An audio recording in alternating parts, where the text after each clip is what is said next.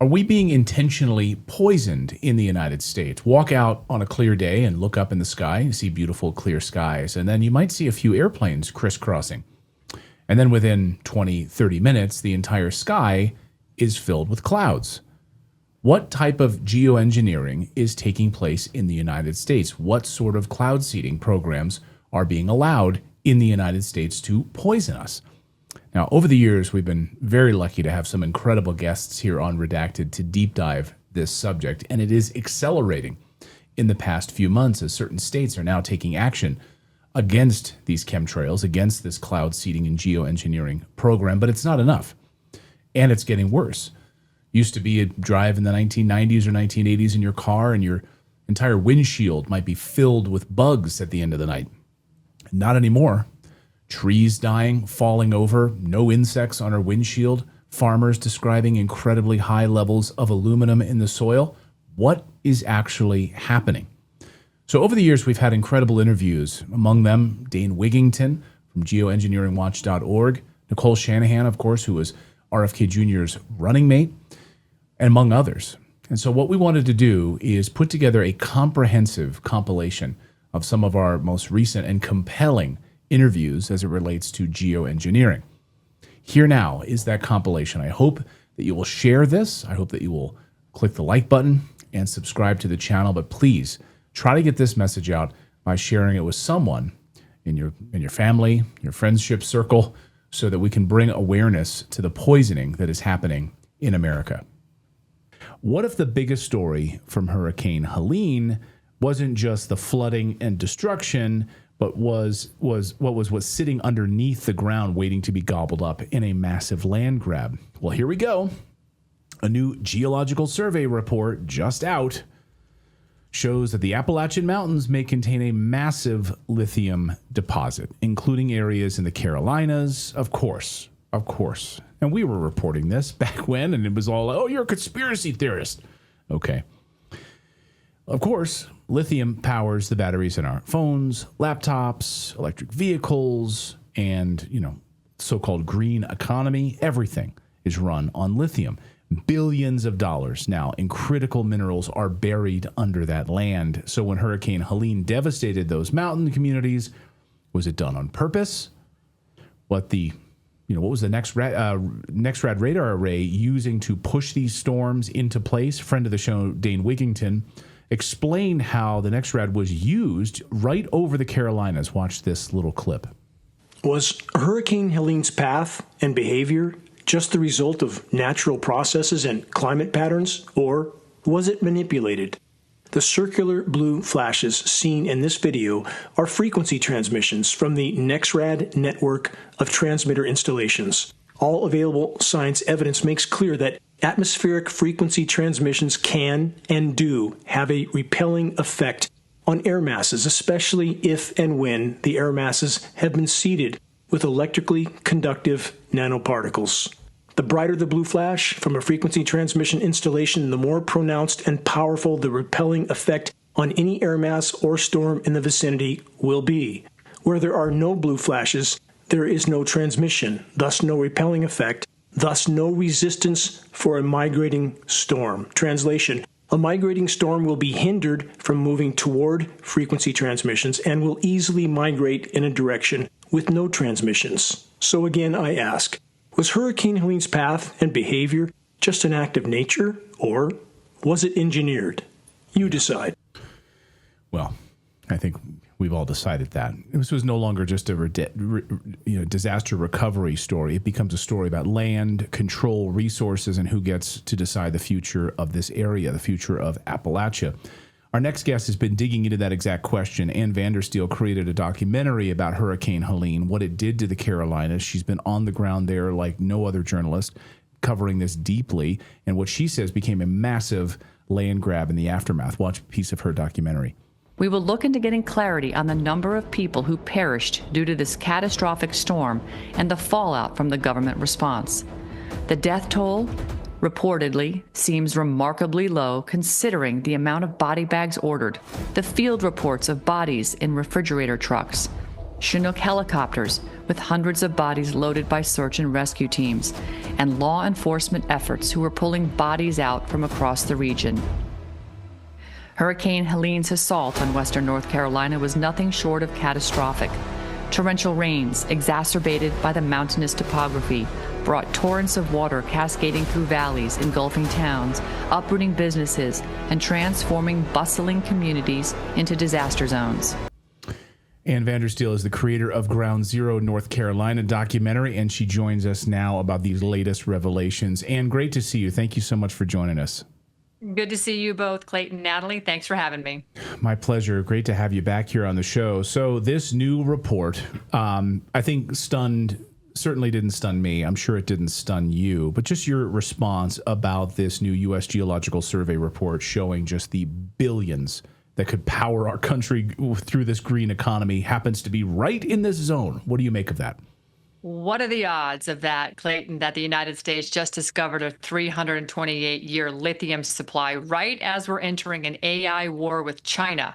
Right. But the government has already been funding that land that it sits under. And at the same time, with this full-scale war with China, this isn't just really a resource story, frankly. This is about who controls the future economy. We're talking about roughly 2.3 million metric tons of lithium, which is enough to replace centuries of imports at today's levels. And also important is that it doesn't mean all of it is immediately recoverable, but it is strategically significant. So it is a monster story, and we've known about this depository for a long time because we've been putting money into it since, well, we can track it back to 2017 with some of the documents coming out of the government. So you've spent so much time there covering this story, talking with the homeowners who've lost everything, the victims, the family members who've lost not only their homes, but their loved ones, entire infrastructure wiped away. I guess first on this lithium piece, how many homeowners did you talk to that were kind of fully aware that this seems like a land grab? Every single one of them. There wasn't one homeowner that I spoke with that wasn't aware of what was in them thar hills, as they say. Between the finest quartz silica there in spruce pine and the lithium in the hills, everybody's aware of it. North Carolina was a major lithium producer decades ago. King Mountain was already operating, so the geology isn't new, but the urgency is what is new. And the public is hearing about this now, but the government has known about this for years through their mapping and prior mining. And, with the AI race with China, this isn't about software. I heard your previous guest, my good friend, Mike Adams, talking about spying. This is more about the supply chains. China today possesses about 60 to 70% of the world's lithium and up to 90% of the rare earths. So even when lithium is mined somewhere else, it still often goes to China to be refined. So they didn't just build technology over there, they built the control of the metals. And don't think for 1 second that the people sitting in the hills of North Carolina aren't fully aware of just how resource rich they are. In fact, if you go back in time, the original gold rush was actually out of North Carolina. So all of these sit in veins that are on top of each other, and this is nothing new to those good folks there. And that's why families generationally live in those hills. They know what they've got, and they're there to protect it. And the families there still know that the government is probably not going to do what they should, unlike what they do with Alaska, where the folks get a check for $1,800 every year, and it goes up in time. I don't see any compensation coming to the people of North Carolina, not at all compared to what they should be compensated for the loss that they've sustained. When you've talked not only about, of course, the land grab, the lithium piece of this, but the cloud seeding, the nanoparticles, and the weather manipulation over this area, I mean, to anybody paying attention to these NextRad radar arrays and the nanoparticles being sprayed through chemtrails, what do the people there say about that? Do they call it a conspiracy theory, or they fully understand what was dumped on them? Is anybody calling it a conspiracy theory anymore, Clayton? I mean, you've got states that are banning, geoengineering, although they're not successfully doing it because of Title 50, has found loopholes around it. It's ridiculous. In fact, no, people aren't calling it a conspiracy theory anymore. Only the people in government are, because they don't want to deal with it because there's so much money involved. I talked about in the movie Ground Zero, North Carolina, polysodium acrylate, which is a cloud seeding material. But oddly enough, it's also used in tandem in separating mine tailings from the actual actual ore. So isn't it just convenient that you would have a massive amount of rain dumped in the exact same area where mining is ongoing and could potentially be developed? And it, again, polysodium acrylate, you can look this up, fact check me all you want. I did the research on this because, it is just such a odd coinky-dink, as they say. And here in Florida, we are under severe drought. And as you see systems trying to get here, all of a sudden, there it is. Next rad radar pops up, fires up, and the system just dies. We have what I call damp rid clouds, where if you live in Florida, damp rid is something you put in your closet to get the moisture out of the air. These clouds are sucking the moisture out, but they're not releasing anything. And then they just dissipate. And every night you go to bed, there's no stars, which means there's still stuff up there blocking the sun. And it's just a continuation. And we have a big AI threat down here in Florida with 5 AI data centers that they're trying to build and are in various phases of development. And wouldn't you know, it's all in the places that we're having massive fires. What are the odds? Yeah, what are the odds? When you look at the land grab piece of this question, have, like what we saw after Hurricane Katrina, of course, a lot of the waterfront areas where you had all these sort of impoverished homes, those people were completely relocated and moved out. That whole land area was completely revitalized. There's no homeowners living there anymore.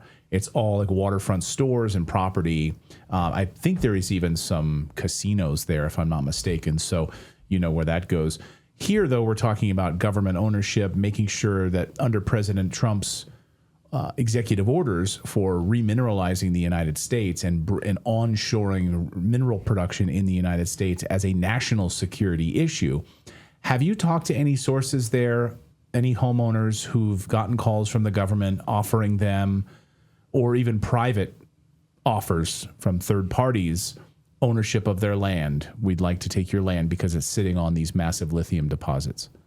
I haven't heard of anybody having their being offered money specifically with relationship to lithium deposits. But what we did see was FEMA moving the goalposts. The Federal Emergency Management Administration redesigned and goalpost what is considered flood zone. So a lot of people whose land had been there for generations all of a sudden found themselves in flood zones, and getting permits to rebuild was impossible.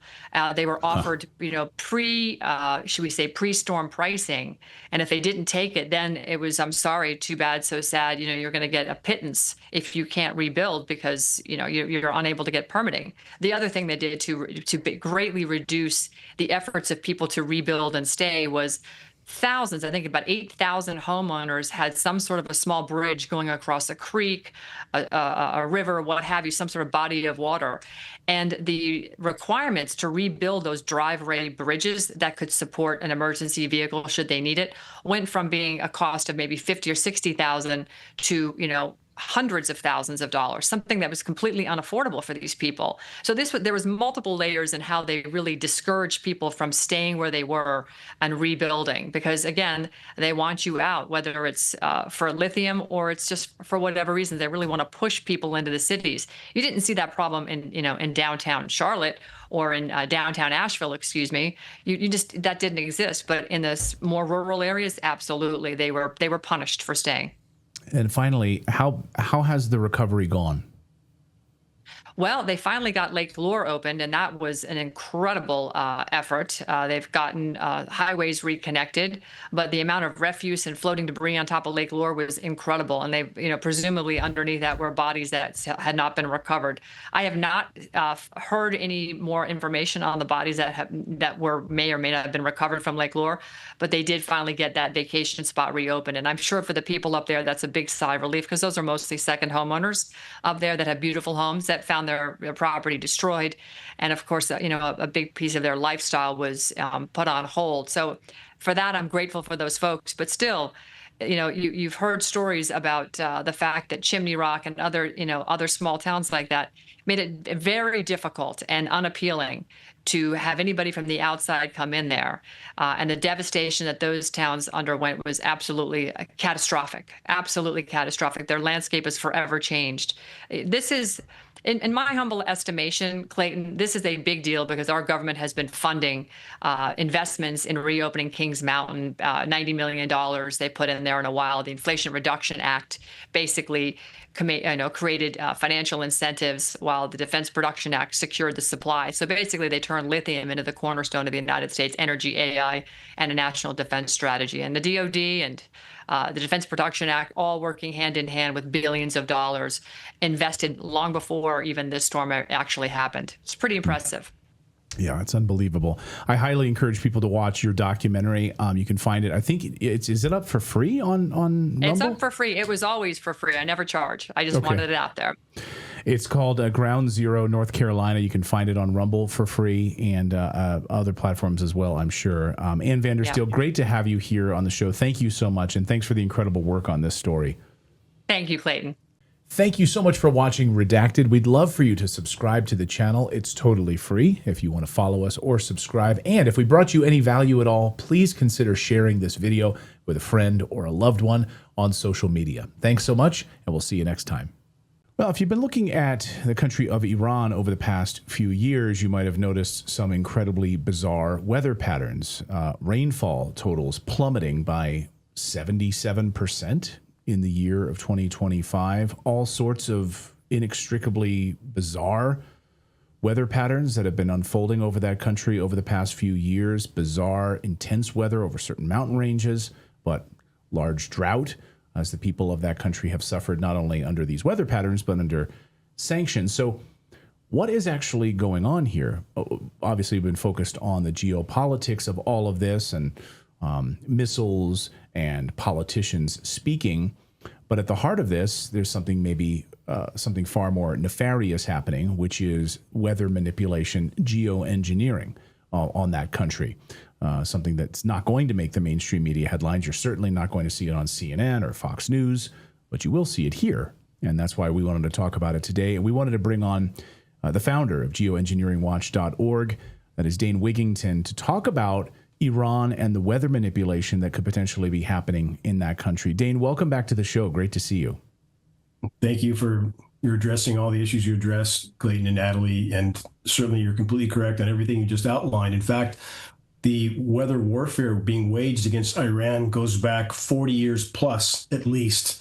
And that's been acknowledged on the record by their meteorologists and their former president, Ahmadinejad, emphatically on the floor of the UN, twice, I believe, stating that NATO was cutting off their precipitation. Is that not a form of all-out warfare against a country, destabilizing their weather patterns, thus food production, thus destabilizing populations? How is that not warfare going on for decades in that country?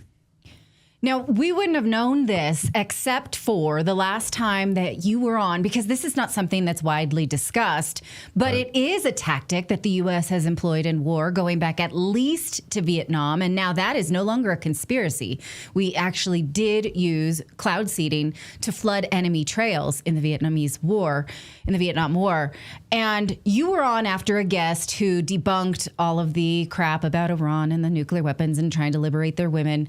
And you came on and said, I'd like to respond to that because we've been conducting weather warfare on them for decades. And Clayton and I were like, what? Wait, what? Right. So can you just give us a bit of this history, how we know it, what they've claimed, and what the technology is that we can use for it?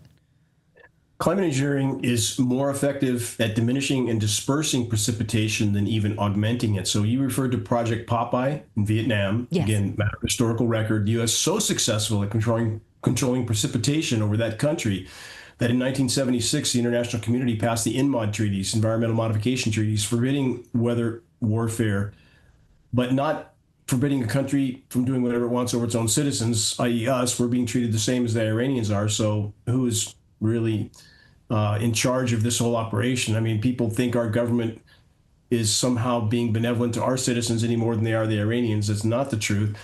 So again, this form of covert warfare has been used for decades, not just over Iran, but over many other countries. In fact, if we look at Africa, where the U.S. has AFRICOM and bases in everybody's backyard or on their border, those countries were also droughted out, and those governments behind closed doors forced to allow U.S. occupation. They don't do it willingly. So again, this is business as usual. And how many foreign bases do we have in the U.S., Clayton and Natalie?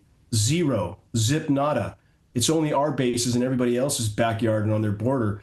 And if you guys, I'm sure, saw what amounted to chemical warfare being conducted in Iran right now by them bombing the oil production facilities and creating incredibly toxic precipitation and cloud cover there. You guys both saw that, right? Oh, absolutely. And, earlier in the week, we spoke to Professor Morandi, who's in Tehran, and he was describing just how catastrophic this was, where everything was covered in this oil. As you're walking down the street, he described, just putting your hand on a doorknob and you couldn't even open the door because your hand would slip off the doorknob. Everything was covered in this oil. Cars, he said if you had a white car, it looked like your car turned into a zebra. Families with children at parks, covered in oil, everything, schools, everything is just covered in this toxic oil. Think what that's doing to their human lungs. People are breathing this aerosolized oil, and this is business as usual also for the U.S. military. Let's go back to the nearly 700 oil wells that were torched in Kuwait and blamed on the Iraqi army. Guess who really did that? U.S. Special Forces have admitted to torching those wells, and we know they did it because 6 weeks prior to that occurring, there was meetings already taking place in the U.S. between Halliburton, Bechtel, my former employer, that was already planning for that event to happen. So again, that was a global environmental cataclysm, those 700 wells. If you guys have ever seen pictures of that, it looked like something from a token film of Mordor. The whole sky is black, 700 wells torched by U.S. Special Forces to provide the premise for U.S. infrastructure to be moved in and take over. So again, this is business as usual. Now, we've seen, when you see it this way, when you put this piece of the puzzle together, it makes sense why just last year Benjamin Netanyahu had that video for the Iranian people with a clean glass of water and saying, you too could have this if you, submit to the will of Israel, overthrow your government. We will give you this too. That plays out like a scene from the Hunger Games. Like if you saw it in a movie, you would understand clearly the manipulation that's going on here. So the warfare is I'm asking this, is it inflict such severe pain in the living conditions of these people that they overthrow the government and we get to put in their new leader? Is that, you think, the tactic? Of course. And it's truly sick and twisted. And when did Benjamin Netanyahu first claim that Iran was an immediate nuclear threat? 1992, 34 years ago. He started to make that claim. Obviously, it's complete smoke and mirrors, and just to provide a premise for doing exactly what they're doing now. What will it take for the American people to wake up? From Vietnam and the Gulf of Tonkin incident, which is a historical record now, was complete fabrication, to the fact that we knew back further, World War II, that we knew that bombing raid was coming to Hawaii. Again, this is just how the system works, and Americans don't want to know the truth. They just want to watch Fox News, for example, and feed from the matrix media trough of disinformation. But again, 34 years from 1992, that's a historical record. That's when Bibi Netanyahu first started to claim that Iran was an immediate nuclear threat 34 years ago. Can you talk about maybe some of what Israel and maybe the United States collaboration on this would look like from a weather manipulation standpoint, a geoengineering standpoint? Are we talking about aircraft? Are we talking about directed energy weapons from afar, from a distance, that would have created these climate patterns in Iran? It's all the above. So, yeah, I didn't quite finish on that question earlier.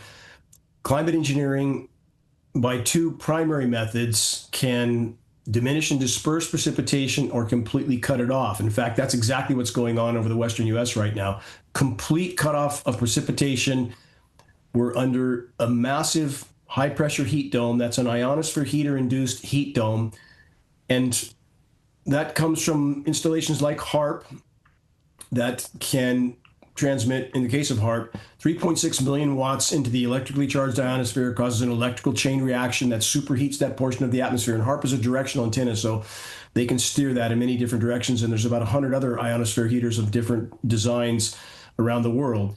So they can heat that area of the atmosphere, causes the atmosphere to expand up and down. Below that's a high-pressure heat dome that causes the upper level wind currents and thus the moisture patterns to rotate clockwise around that heat dome. So right now we have, in the coming week, we're going to have record obliterating heat in the West. This is summertime heat wave. There's heat wave warnings being issued right now for the next week to 10 days in parts of the U.S. West. We've never seen anything this severe before, and that not in March. And we had 106 degrees in Texas in February, by the way.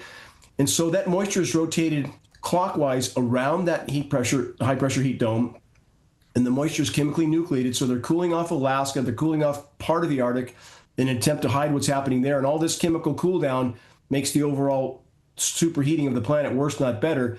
And then that moisture is steered back down into the U.S., Clayton and Natalie. So they're cooling off the eastern U.S., the most populated portion of the U.S., and literally baking the western U.S. Think about that.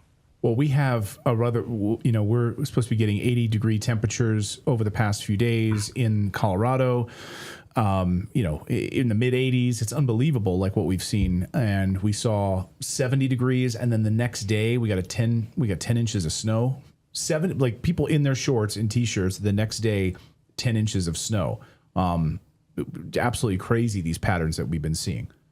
That's chemical ice nucleation. And that is 100% weather modification. And it's unfortunate that even some that claim to be in the fight to stop climate engineering are towing the exact narrative that the controllers and the climate engineers want when they engineer these chemical cool downs, that somehow that's some sign of global warming being a hoax or global cooling. No, it's 100% climate engineering that's creating that.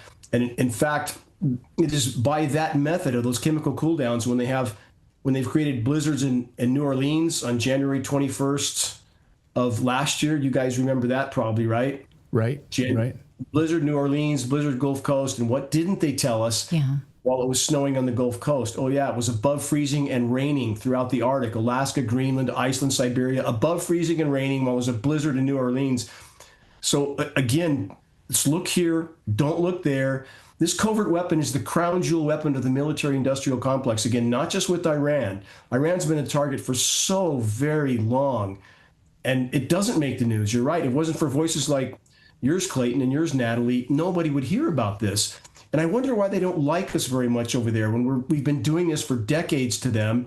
And for the record, Iran hasn't invaded anybody else for 250 plus years. In the last 100 years, the U.S. military has invaded, destabilized, and or occupied about 100 countries. Who's the aggressor in this equation? Right. And so, given that we did not listen to these warnings from world leaders in the last 2 decades, now it stands to reason that that pressure could be placed on us. And what do you think is the political advantage of making us in the United States suffer in the same way? Well, again, those in power clearly don't care any more about Americans than they do the Iranians or the Palestinians or anybody else. We're very expendable. If you look at presentations I did going back well over a decade, engineered drought catastrophe, target California. Every bit of data I presented in that presentation, again, well over a decade ago, is more relevant today than ever before. If we look at scenarios like the Palisades wildfire or the Lahaina wildfire, those events are absolutely inseparable from climate intervention operations. We have a U.S. military document titled Forest Fires as a Military Weapon, and we've posted at geoengineeringwatch.org, and 140-page U.S. military document outlining exactly the kind of sometimes years-long preparation of a region to burn with maximum ferocity. And that's cutting off the precipitation. The fallout from climate intervention operations is an incendiary. Aluminum nanoparticles are an extremely powerful incendiary. It's used in military demolitions. So we have forest foliage, forest floors covered with this incendiary. They're setting the stage for maximum incineration. And we know that's the case in these events. Source of ignition is a separate subject completely. And in that document, and this is most damning, some 17 locations in the U.S. were named as study zones for these operations, including L.A., including Shasta County, where I live. So again, why would our military study sites within our own borders for these types of operations? And what will it take to wake the American people up? to the fact that they are not just expendable, but a rapidly increasing liability to those in power. When we have Zbigniew Brzezinski, former presidential advisor, going all the way back to President Johnson, Brzezinski died in 2017, thankfully. But we have him stating on the record, and your listeners can look this up, that with today's technology, it's far easier to kill 1 million people than to control them, quote unquote, verbatim. So again, Americans need to wake the hell up. Right. This is all about population control, 100%. These people are demonic. They are Satanists. They absolutely don't care about humanity at all. When you look at maybe some of the recent atmospheric events tied to Iran specifically and this war, maybe preceding what we saw, and now, of course, there's discussions about ground operations and other things, like the idea of like softening a target and preparing it for strikes, ground operations, and otherwise. What do you see? Does anything stand out specifically? Well, certainly look at the case with Tehran. So they were out of water, literally. They were discussing evacuating a city of 10 million people because there's no water. And this is important to consider as well, because to call out climate intervention operations is not to deny all other sources of damage to the planet. We've been horrible stewards of planet Earth. And those who are environmentally minded think if you mention climate engineering, you must be denying everything else. That's not the case, not with geoengineeringwatch.org. We acknowledge that. But our point at geoengineeringwatch.org is, how do you have any legitimate discussion about climate anything from any perspective without addressing climate engineering first and foremost? So on a rapidly warming planet, and it appears by unfiltered frontline data, we're somewhere in the neighborhood of 3.5 degrees C over pre-industrial baselines, not 1.5. We're being lied to on that front as well. It's far worse than anything we're being told. But it must rain more on a rapidly warming planet. The atmosphere holds 7% more moisture for every degree C of warming. You have to have more overall rain. If you don't, there's a factor we're not being told about, and that factor is climate engineering. So again, it's like where I live in Northern California. I moved here specifically because, based on the best science data at the time, the IPCC, Intergovernmental Panel on Climate Change, largest scientific panel ever created on any subject in human history, where I live, in the bullseye of where I live, should have been the greatest increase in precipitation based on that protracted warming. And it started that way until 05, 06. We had 105 inches of rain where I live. That's a lot. And then they cut it off. They started altering the patterns, high pressure doming the U.S. West, which diverted all the rain completely around us and dropped it further inland in the eastern half of the U.S., where the largest, most dense populations are, chemically cooling them. And in fact, since 2012, the eastern half of the U.S. lower 48 is the most anomalously less warm region in the entire world. That's not nature. That's climate engineering. They're pacifying the U.S. populations, confusing them and dividing them as to the true damage done to the climate, while paradoxically inflicting even more damage. And again, we have the meteorological community, cowards that they are, absolute cowards, denying these operations, just like the medical community claiming safe and effective concoctions are safe and effective when they're anything but. Well, it also just infuriates me about how useful the narrative is that my single-use coffee cup is destroying the planet, that it's my habits, that it's my long showers that is changing the environment, when it seems to be broad strokes by globalists instead. Like the blaming of people so that they don't notice who's doing what. What do you think about that? Well, again, there's many things they do to polarize populations. For example, cow flatulence. Cow flatulence blamed for the methane buildup in the atmosphere.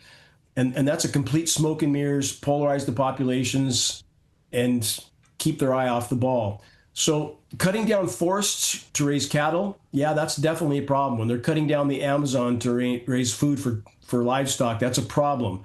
But as far as methane, for example, the methane blowouts are the biggest problem by far, and nobody's talking about that, which climate engineering, in the attempt to hide that, is making it worse, not better. So if your listeners searched, for example, Siberian methane craters, and look at those images, you have to see the images to believe them.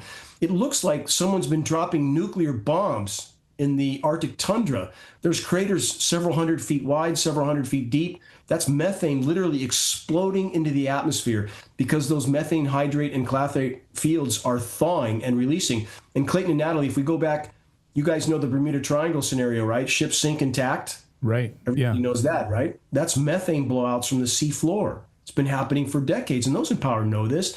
They know what's behind this. And by the way, the greatest single source polluter on planet Earth, U.S. military. Well, yes. Greatest single source polluter. Period. Yes. I mean, you've seen these memes, Dane, over the past few days as the war has unfolded over the past few weeks, where people are, saying, "Oh, I have to use this soggy glue-made paper straw," while the United States is bombing Iran and causing mass devastation and climate catastrophe. It is, and especially again the example of the 700 wells in Kuwait. I mean, that as a single event was beyond cataclysmic for the planet. So again, Americans, while they're blindly waving their flags, pretending 9/11 was what we're told, pretending Vietnam was what we're told and why that happened, and back to Pearl Harbor and so many other events. Again, it's time to open the eyes. Too many Americans have their eyes wide shut, and that's why we're in this mess. And patriotism isn't blind obedience to the empire. In fact, what did Mark Twain say? Quote unquote, from Mr. Twain: "In the beginning of change, the patriot," and he meant the true patriot, "is brave and scarce, hated and scorned. But in the end, when his cause succeeds, the timid join him, for then it costs nothing to be a patriot." So again, it's been like this for a very, very long time. And now more than ever, Americans just want to be lied to. Too many Americans want to be lied to, want to be told we're good, they're bad, and they want to think so simplistically. Bottom line is the whole ship is going down right now, and that's directly tied to the naked aggression happening in the Middle East. The planet's life support systems are imploding right now. In the coming weeks and months, we are going to see astounding headlines. It's already happening. So again, as I've stated at geoengineeringwatch.org for a decade and a half, as biosphere collapse beats the controllers to the intersection, they will play very big cards: false flags, pathogen release, and global conflict. So what's to stop the controllers at any point of their choosing? We know we have polymer fibers and graphene in our precipitation. We know that from hundreds of lab tests, some of those working with the University of Minnesota. Those two elements are biological carrier platforms, meaning militarily for biological warfare. They're used to carry a pathogen from the clouds to the ground. And what's to stop those in power when they feel they're truly losing control from seeding something like Marburg and Ebola and leveling the playing field? And there are some in the alt media community, and I've had these run-ins with them, who claimed, and we discussed one of those names before we got on air here, Clayton and Natalie, individuals who have denied that elements like Marburg and Ebola can be aerosolized and weaponized. That is absolutely the case. They can be, even though some deny that, even those, again, claiming to be disclosing truth. And also the same source denied that the U.S. military would ever conduct such an operation because it's illegal. They wouldn't do that, right?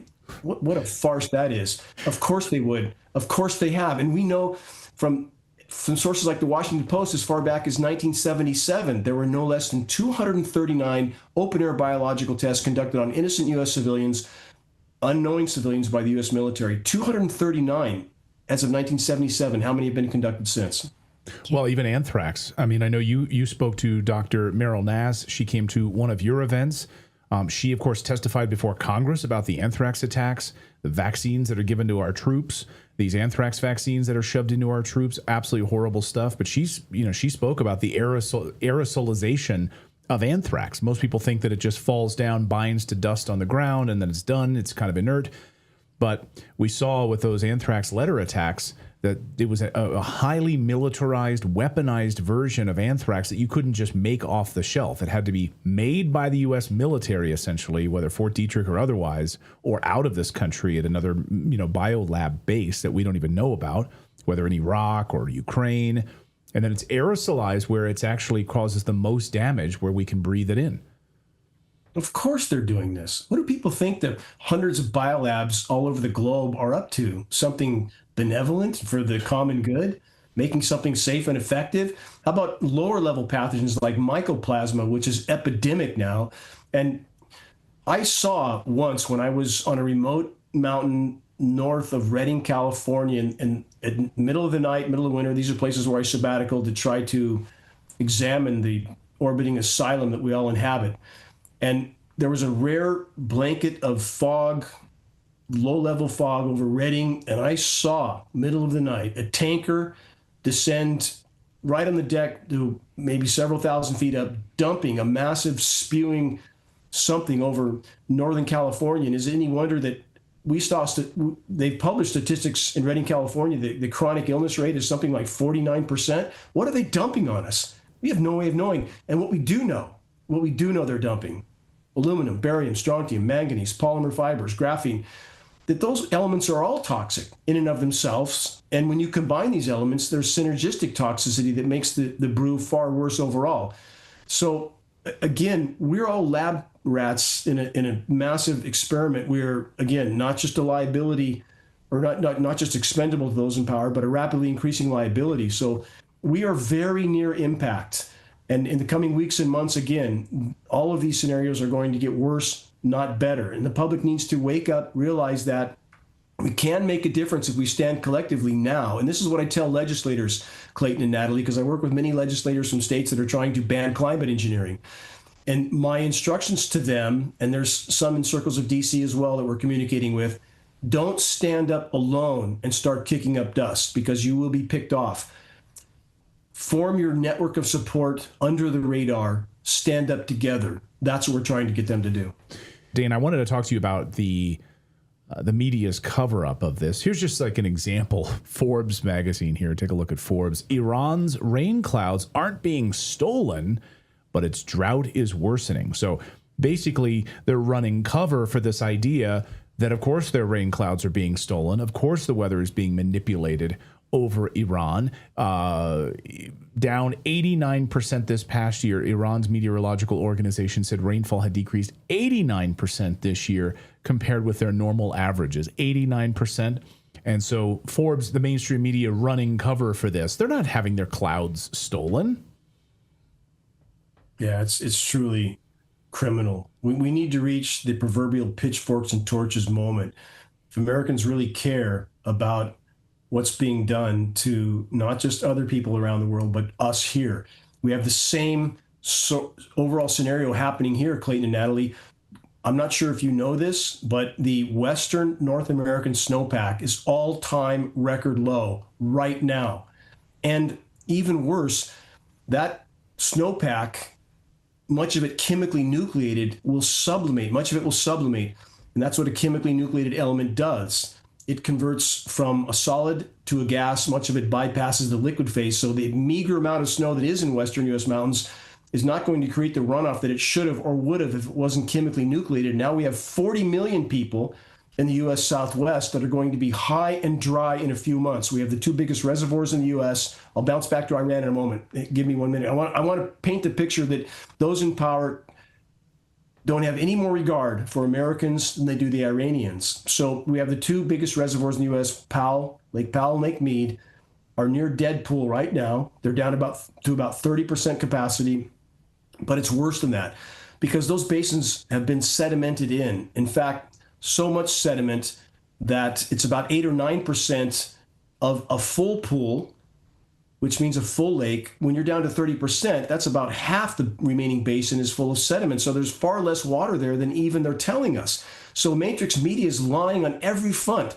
about what's happening in other countries, about what's happening here. Matrix media serves the manipulators of the Matrix and no one else. And when will the public hold them accountable?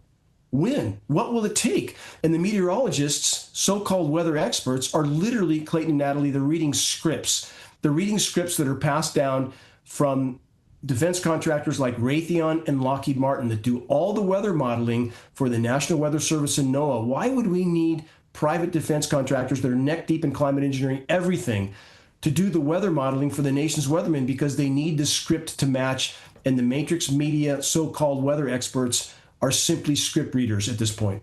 So I want to play a clip for you now. This is Kamala Harris, vice president of she was running for vice president of the United States, I believe, and she talked about she was wearing a COVID mask at the time, and she was talking about how the real next war is over water. Listen.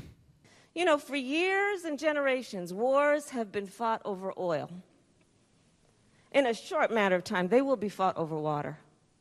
how did she get that? You talked about these defense contractors and you know, the military industrial complex. Like, Kamala Harris isn't very bright. So where does she get this information that the next wars will be fought over water? Somebody talked to her, somebody, you know, through private briefings, classified briefings, etc., had some kind of conversation with her about this. Yeah, she's definitely not very bright. Biden didn't know what planet he was on. And now the current cast of Marvel comic book characters in the White House are the worst ever in regard to climate engineering. They're doing everything they can to cover the tracks of the climate engineers, gutting every form of environmental modification, every form of means of tracking climate engineering. So yes, Kamala was certainly given that news or that data. And we're back to, again, climate engineering being the crown jewel weapon of the controllers, the weapon with which they have been, can, and continue to manipulate populations, inflict misery on populations without those populations ever even knowing they're under assault. So again, for those that think that this weapon wouldn't be used against everyone that's in any way a liability to the controllers, is a very naive notion. And we're breathing. Think about this, okay, in regard to the lying that's going on with official agencies, with media, aside from the environmental implications, and they are endless, every single breath we take is laden with highly toxic nanoparticles. For those that don't know how small a nanoparticle is, you can fit up to 100,000 across the width of a single human hair. They're inconceivably small, and thus they're that equally dangerous, because they're very bioavailable and very bioaccumulative, and they're in our air column. If you go outside on one of these hazy days where they're certainly spraying above us, and those who push the "it's just jet exhaust" narrative, why they're invested in the cover-up of these operations, we can guess, but this is not jet exhaust. We have up-close film footage of these aircraft at altitude, nozzles visible, turning on and off. If you go outside on a dark night with no light pollution where these operations have been taking place, and the air is clearly hazy from that, shine the brightest light you can find straight up at the sky, look straight up through the beam, not horizontally through it, but straight up. You have to see it to believe it. It looks like you're in a blizzard. There is so much particulate matter raining down. We're sucking all of it up. Is it any wonder that every other commercial on Matrix Media TV is something for a breathing problem? And that's just the beginning of the downstream effects. We're sucking this up with every breath we take. It's infiltrating everything, our food, our water. Is that not a fight for life right now? Well, right. And so it's ignorant to think that we could weaponize this against some people and not others. The Israelis are highly dependent on water desalination. So for them to attack Iran's desalination plants when they're not as dependent as Israel is, puts them at risk as well. I mean, it's a law in Israel. You can't collect water. It's collectively owned, right? And so everybody is it. You can't just say, well, we'll only use this against the bad guys, because everybody is vulnerable to it, even the so-called good guys, right? Yeah, the so-called good guys. That's definitely the right term.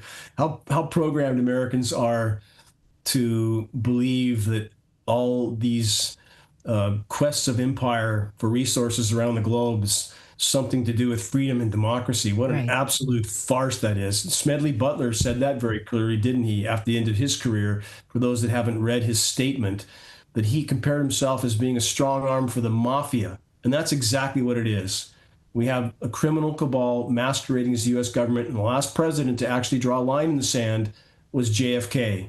And he didn't live long afterward, did he? Everything since is smoke and mirrors.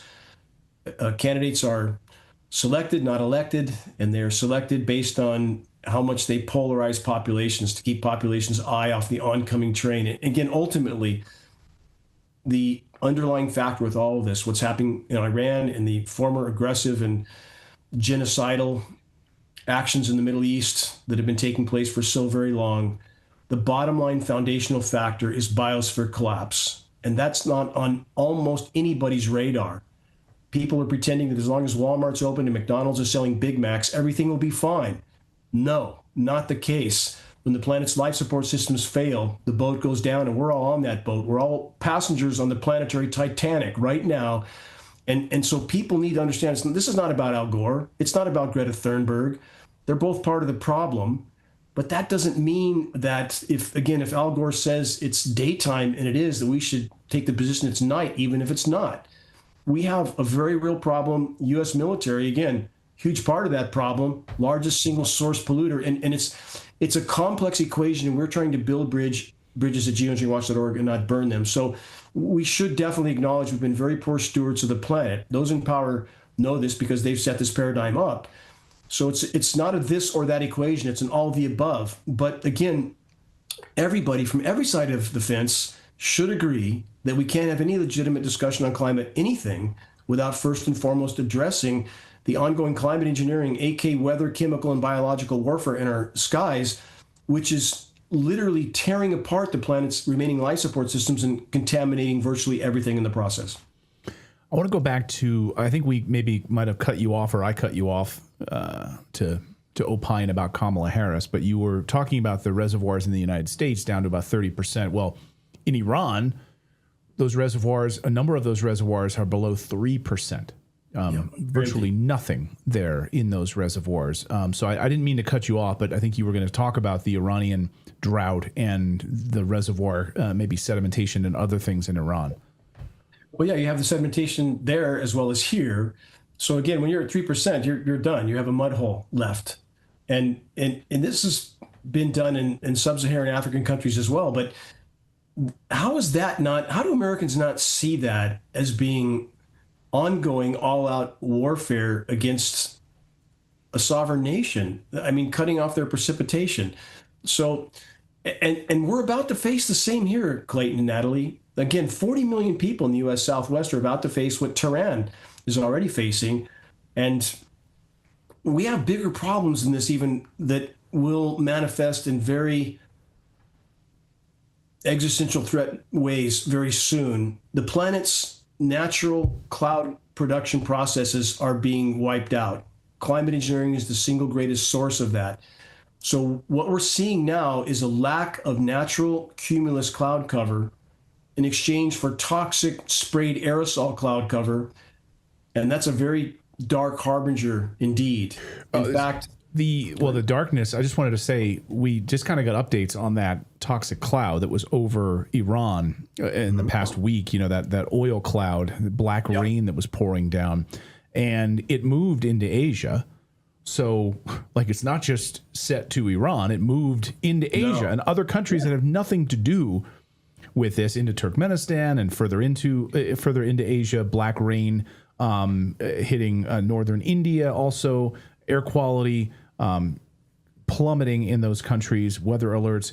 And by the way, NOAA, the North Atlantic Atmospheric Association in the United States, had a model that was indicated when that was happening, that this weather pattern was swirling over Tehran, basically staying there permanently or staying there longer than normal. So they had this weather pattern that knew that this, when they struck it, that this toxic cloud would probably just hover there for days. It's not just that they knew that would be the atmospheric circulation. They can manipulate those circulations. They absolutely are manipulating those. And the manipulation of a low pressure circulation in the northern hemisphere rotates counterclockwise, high pressure clockwise, and they are absolutely positively manipulating those pressure zones. This is hard science. That's what ionosphere heaters do. So Clayton and Natalie, to put this in perspective again, back to what's being done to U.S. citizens being the same sort of contempt as the Iranians are being treated with.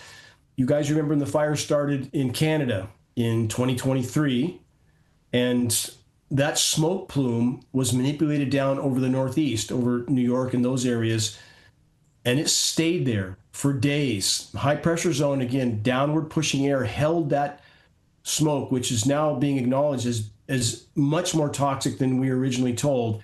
Was held on the surface for days.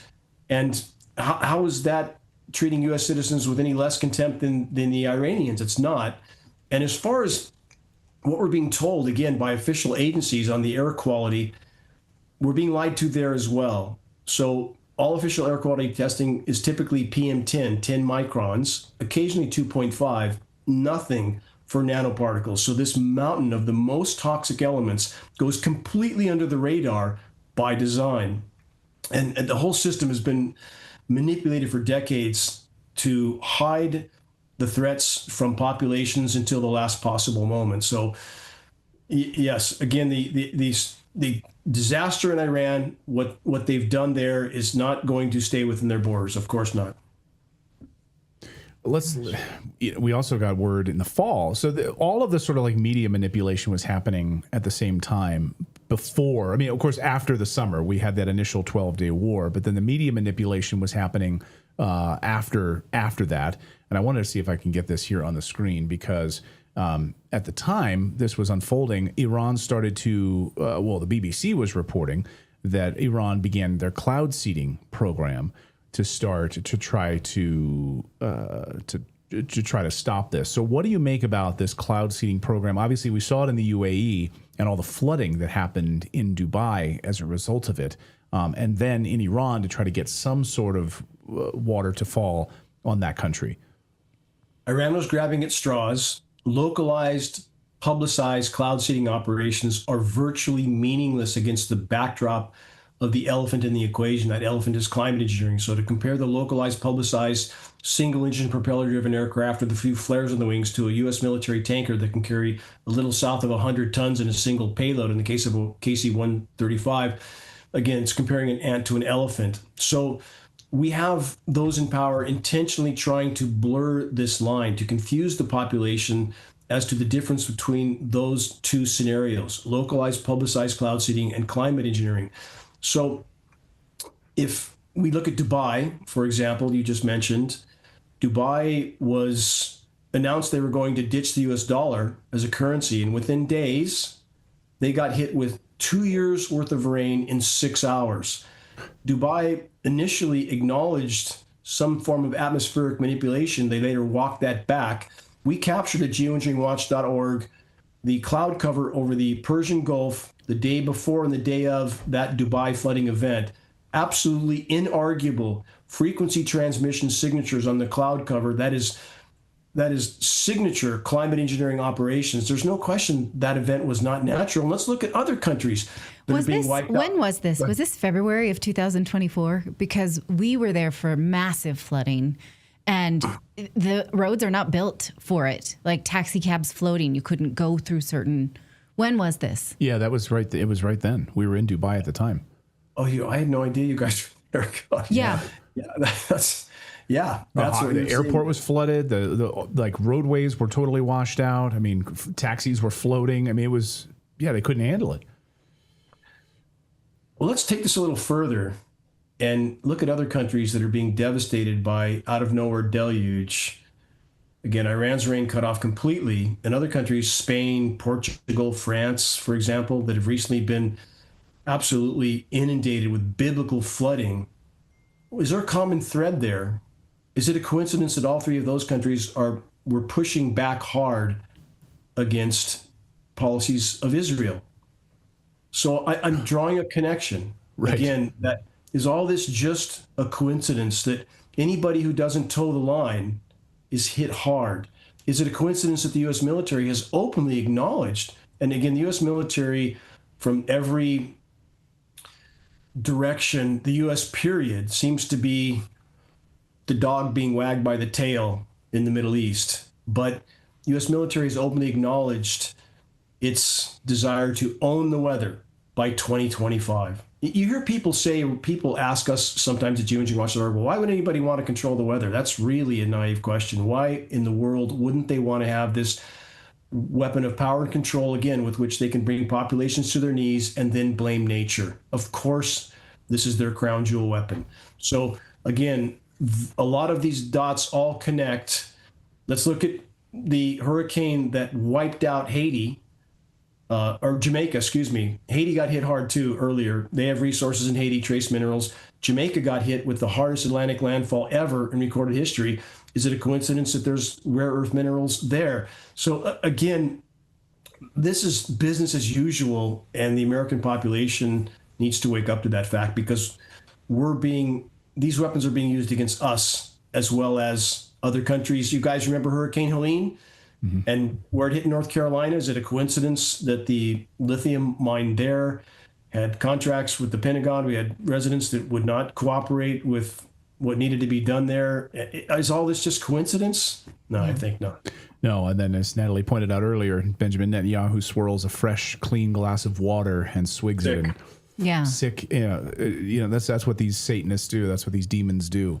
All right. Well, Dane Wigington, always great to see you. For people that want to dive more deeply into this, because the mainstream, as you point out, the Matrix media is not covering this. You can dive more deeply into this at geoengineeringwatch.org.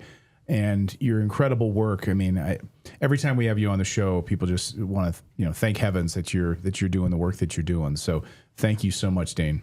A same gratitude to you and Natalie. You two do an exceptional job of credibly putting out data on a massive scale. We are immensely grateful to you. And again, if we sharing the link to the dimming, which people can do for free from their home computer, the dimming is the best one-stop A to Z on this issue. That documentary's had 26 million plus views on YouTube in spite of social media censorship.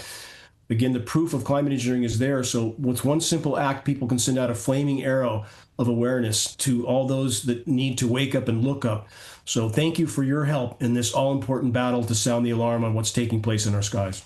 I appreciate it, Dane. Yeah, I had a friend the other day who didn't even know that my connection with you or our show's connection with you, and he just randomly said, "Have you ever seen that documentary called The Dimming?"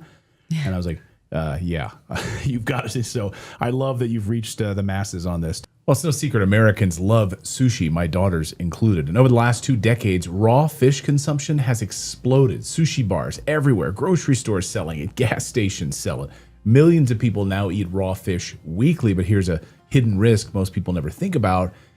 Parasites. Yeah, salmon, one of the most popular fish worldwide, but it naturally contains more than 70 parasites. Most of them are tiny, nearly impossible to see them. I'm sure you've seen the videos where people have gone to like Costco and they come home and they let their salmon sit out on the counter for a few hours and suddenly the little white parasites start popping out of the fish. Ugh. But once inside the body, parasites can hide for years while frequently laying eggs before any symptoms appear at all in the body. That's why many physicians are raising awareness about parasite exposure. Our friend of the show, Dr. Peter McCullough, recommends doing a parasite cleanse at least once a year as a preventative measure. The wellness company offers a hard-to-access RX parasite cleanse, USA compound with ivermectin and menbenzidol. Now, ivermectin paralyzes the parasite's nervous system, and then menbenzidol starves them. Each capsule contains 25 milligrams of ivermectin, 250 milligrams of menbenzidol, lab tested for quality. You can now get a more budget-friendly 45 capsule option that costs $250 less, giving you 2 21-day parasite cleanse cycles. It's the same formula as the original, just a smaller quantity. So head right now to twc.health/redacted and use that code redacted to save $35 off plus free shipping. Well, now that President Trump is vowing full transparency, Americans are demanding answers to all of those chemtrails across our skies. RFK Jr.'s former running mate, Nicole Shanahan, just posted this on social media. Watch. I was taking the weekend off the internet. I've been surfing this morning and was watching the planes flying overhead, and then I couldn't take it anymore. But that is not a contrail. That looked like it started as a contrail maybe, and now it's turning into a cloud. See how thick that is? You can see this one, it's a little further behind, and this one's a little bit further behind as well. This one is the one that's been up there longest. This shit has to end. This is ridiculous. It's like an otherwise perfect day. This has to end, she says. Dane Wigington is the lead researcher and administrator for the website GEOENGINEERINGWatch.org. He's executive producer for the groundbreaking climate engineering documentary called The Dimming. I encourage all of you to watch that film. Dane has devoted the last 20 years of his life to constant research on the issue of covert global climate engineering operations, and he joins us now. Dane, welcome back to the show. Great to see you. First of all, I just want to get your sense of where things sit right now. This has been a lifelong fight for you to get answers about this. You've pointed out that these are toxic chemicals being sprayed. You have the film footage of these planes spraying these chemicals into the sky. It's in your documentary. Are you hoping that you were going to see some answers here under this Trump administration? I was not holding my breath. And thank you, Clayton and Natalie, for your continued attention to this extremely dire issue that the vast majority still have no idea the gravity of. In regard to Nicole, I did interview with her, a 1-hour interview about 2 weeks ago. I'm hoping that gets posted soon. I'm very grateful to her for her attention on this issue.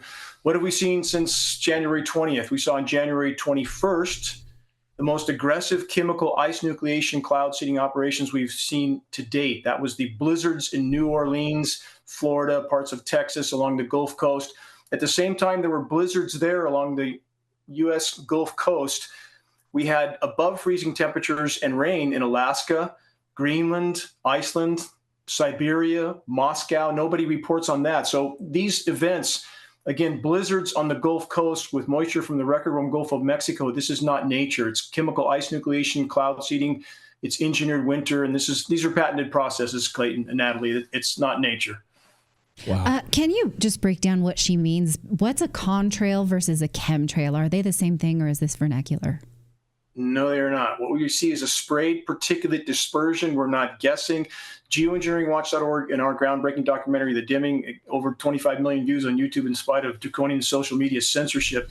We took a National Oceanic and Atmospheric Administration flying lab with top scientists in it to altitude, sampled what heavy aircraft were emitting, processed that sample at Rensselaer Polytechnic in New York. That's a world-renowned lab, found exactly what we knew we would find, climate engineering elements starting with aluminum. Again, this is a sprayed particulate dispersion. We have up-close photographs of these aircrafts at geoengineeringwatch.org, nozzles visible, turning dispersions on and off. We have up-close photographs of the retrofit nozzles mounted on the wing pylons aimed into the exhaust jet stream to make this look like, quote, condensation. So, no, we are not seeing condensation. It's a sprayed particulate dispersion. We have film footage of it. End of argument. I mean, Dan, you've been doing it. Contrails. She's talking condensation, that would otherwise be natural. And she says this is not natural. I get it now. I'm sorry. Correct. Go ahead. Okay. So where are we then with this? I mean, we have so many people in our chat room that are just sick of this. They're sick of looking up into their skies. I mean, I know I'm preaching to the choir here, Dane. You've devoted your life to this. They're sick of seeing this. We have so many viewers who have written to us saying how sick they've become as a result of it. Can you talk about what sort of effect this is having on human beings? What is this effect is having on our bodies? And then who the hell is doing this? It's affecting virtually every living thing. Primary element in climate engineering operations and patents, aluminum nanoparticles. Bioavailable aluminum is toxic to all life forms, period. No exceptions. We are all sucking this stuff in with every breath we take. Clayton and Natalie, do you remember all the reports of and it's ongoing, in fact, the fog and people getting sick in the fog? You guys probably saw that. Yes. Yeah. In Pennsylvania during the atomic bomb, or even further? Or you're talking about recently? Oh, this is right now. This is in recent months. I mean, we have extraordinary amounts of fog blanketing 10, 12 states at a time. Again, this is a result of chemical ice nucleation operations as well, because when you're creating a cold, dense, chemically induced layer of air at the surface, you're going to expand any kind of fog layer that's there, and that's exactly what's happening. It isn't just fog in this fog, and people are getting sick, and that's not their imagination. Again, we're testing precipitation, so we know that we have aluminum, barium, strontium, manganese, polymer fibers, surfactants, graphene. All of that is in our rain, which means it's in our breathable air column. Those are all climate engineering elements. And Clayton and Natalie, have you seen how many massive 100-car pileups we have now every time there's a frozen precipitation event? You guys noted that? I haven't been, I mean, I see, postings on X, and I haven't accounted for them, the quantity. So you're saying the quantity of these pileups has skyrocketed as a result? Yes, as has massive hail events. Now we have hail that's baseball and softball size all the time, destroying cars, solar fields. So on this slick material, surfactants are used in this mix. They're in the patents. And the stated purpose is to keep these particles from coagulating together and descending more rapidly. Surfactants are what makes soap soap. So now we have what amounts to soap-soaked snow. It's unimaginably slick. And anybody who's grown up in snow knows the difference in composition in this super slick, what amounts to soap-soaked snow. So again, they're not only making the frozen precipitation, all precipitation, toxic, but now there's many other dangers that come with that. And there's so much contamination in the rain, it's changing soil pH values. In our case, in Northern California, and I have the USDA baselines from the 40s, I'm not guessing, got that from a contact at USDA. So much toxic material is coming down in our rain that it has escalated soil pH values here in Northern California 10 to 12 times toward alkaline. Nothing is growing here. Soils are completely sterilized. There's no decomposition on the forest floor, and we're breathing all that. So we have people in our chat room saying, yeah, let's see, Philly Vortex this year, coating on the cars. I have someone else from Fresno saying, Fresno used to be the breadbasket of California, no longer the case. Soils being destroyed. Right. So, after watching your last bit on Redacted, I don't let my daughter eat the snow that just falls out. Like, can I eat the snow? No, you cannot. I want to ask you, if you don't mind, where would we begin if we wanted to get real answers besides your independent work? But where would we begin to get answers from the government and make this stop? Or is it because it's too many tentacles? The only way this stops is when we reach the pitchforks and torches moment, the proverbial pitchforks and torches moment, when people realize they are literally fighting for their lives right here, right now. If we have soils that don't grow food and we have our own personal health that's deteriorating by the day, we're not going to be fighting anything for much longer. Bottom line, this will take everybody sharing credible data from a credible source. Geoengineering Watch strives to be that source. We don't say it if we can't back it up. And the bottom line, people ask why. Again, they ask why over and over. Why would they do this to themselves? Natalie and Clayton, you've heard that question asked probably, right? Why would they do this to themselves? Yeah. Right. So on that most important question, we need to consider what, quote, they have done to themselves already. Detonation of 2,400 plus nuclear bombs, which contaminated everything on planet Earth, including and they ultimately is those who print the money. That's who's running the whole show. Political stripes are not something that can stop this. I don't care what side of the fence it's on. It's only ramping up again. In the January 21st New Orleans blizzard was evident of that. They're not going to stop these programs. And we have nuclear everything, Fukushima, triple nuclear meltdown, no technology to fix it, no end in sight. That will be an ELE extinction level event. If we can't figure out a way to stop that, we have 442 more nuke plants still online. We have 60 more being built. The proverbial those who print the money are power addicts. It's like a cancer. Does a cancer intend to kill its host? No. The cancer intends to proliferate unchecked until the host dies. And the stated purpose for these programs, so your listeners know, Natalie and Clayton, is solar radiation management, stratospheric aerosol injection, cloud albedo enhancement. It's important to use the science terms when introducing this issue. The chemtrails term, if people Google that, go straight to conspiracy theory and hoax. That doesn't help our cause. Stick to solid facts. But even though they state this as some sort of benevolent way of cooling the planet, it's doing exactly the opposite. It's destroying the planet's remaining life support systems and contaminating everything in the process. And we know it's being used as a weapon because we see systematic targeting of agricultural regions, flash freeze, flash drought, flash flood. There's no question this is being used as a covert weapon of the controllers. Wow.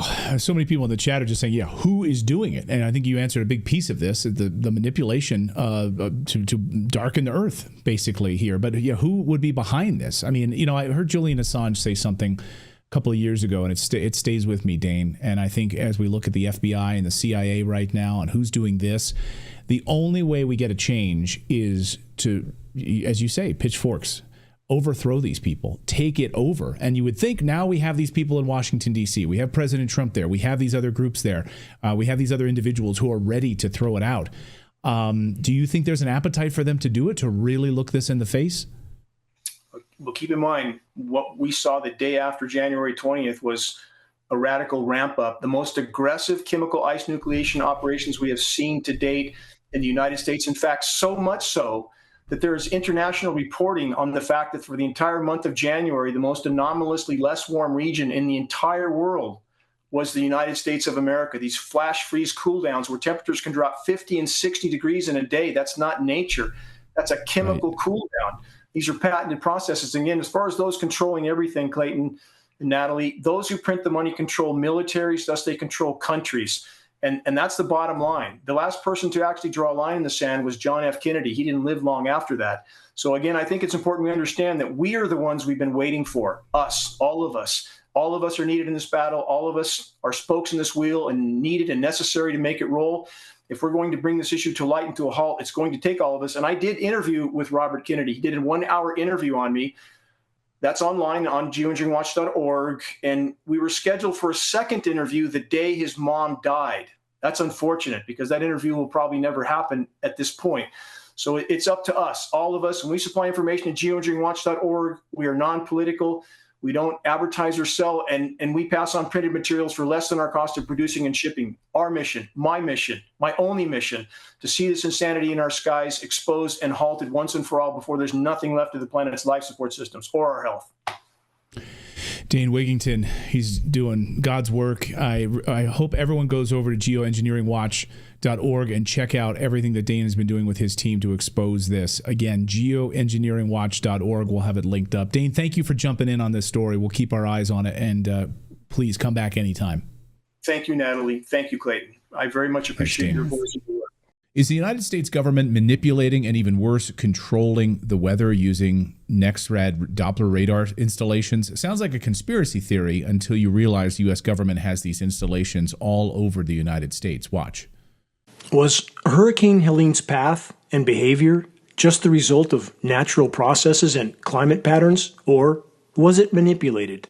The circular blue flashes seen in this video are frequency transmissions from the NEXRAD network of transmitter installations. All available science evidence makes clear that atmospheric frequency transmissions can and do have a repelling effect on air masses, especially if and when the air masses have been seeded with electrically conductive nanoparticles.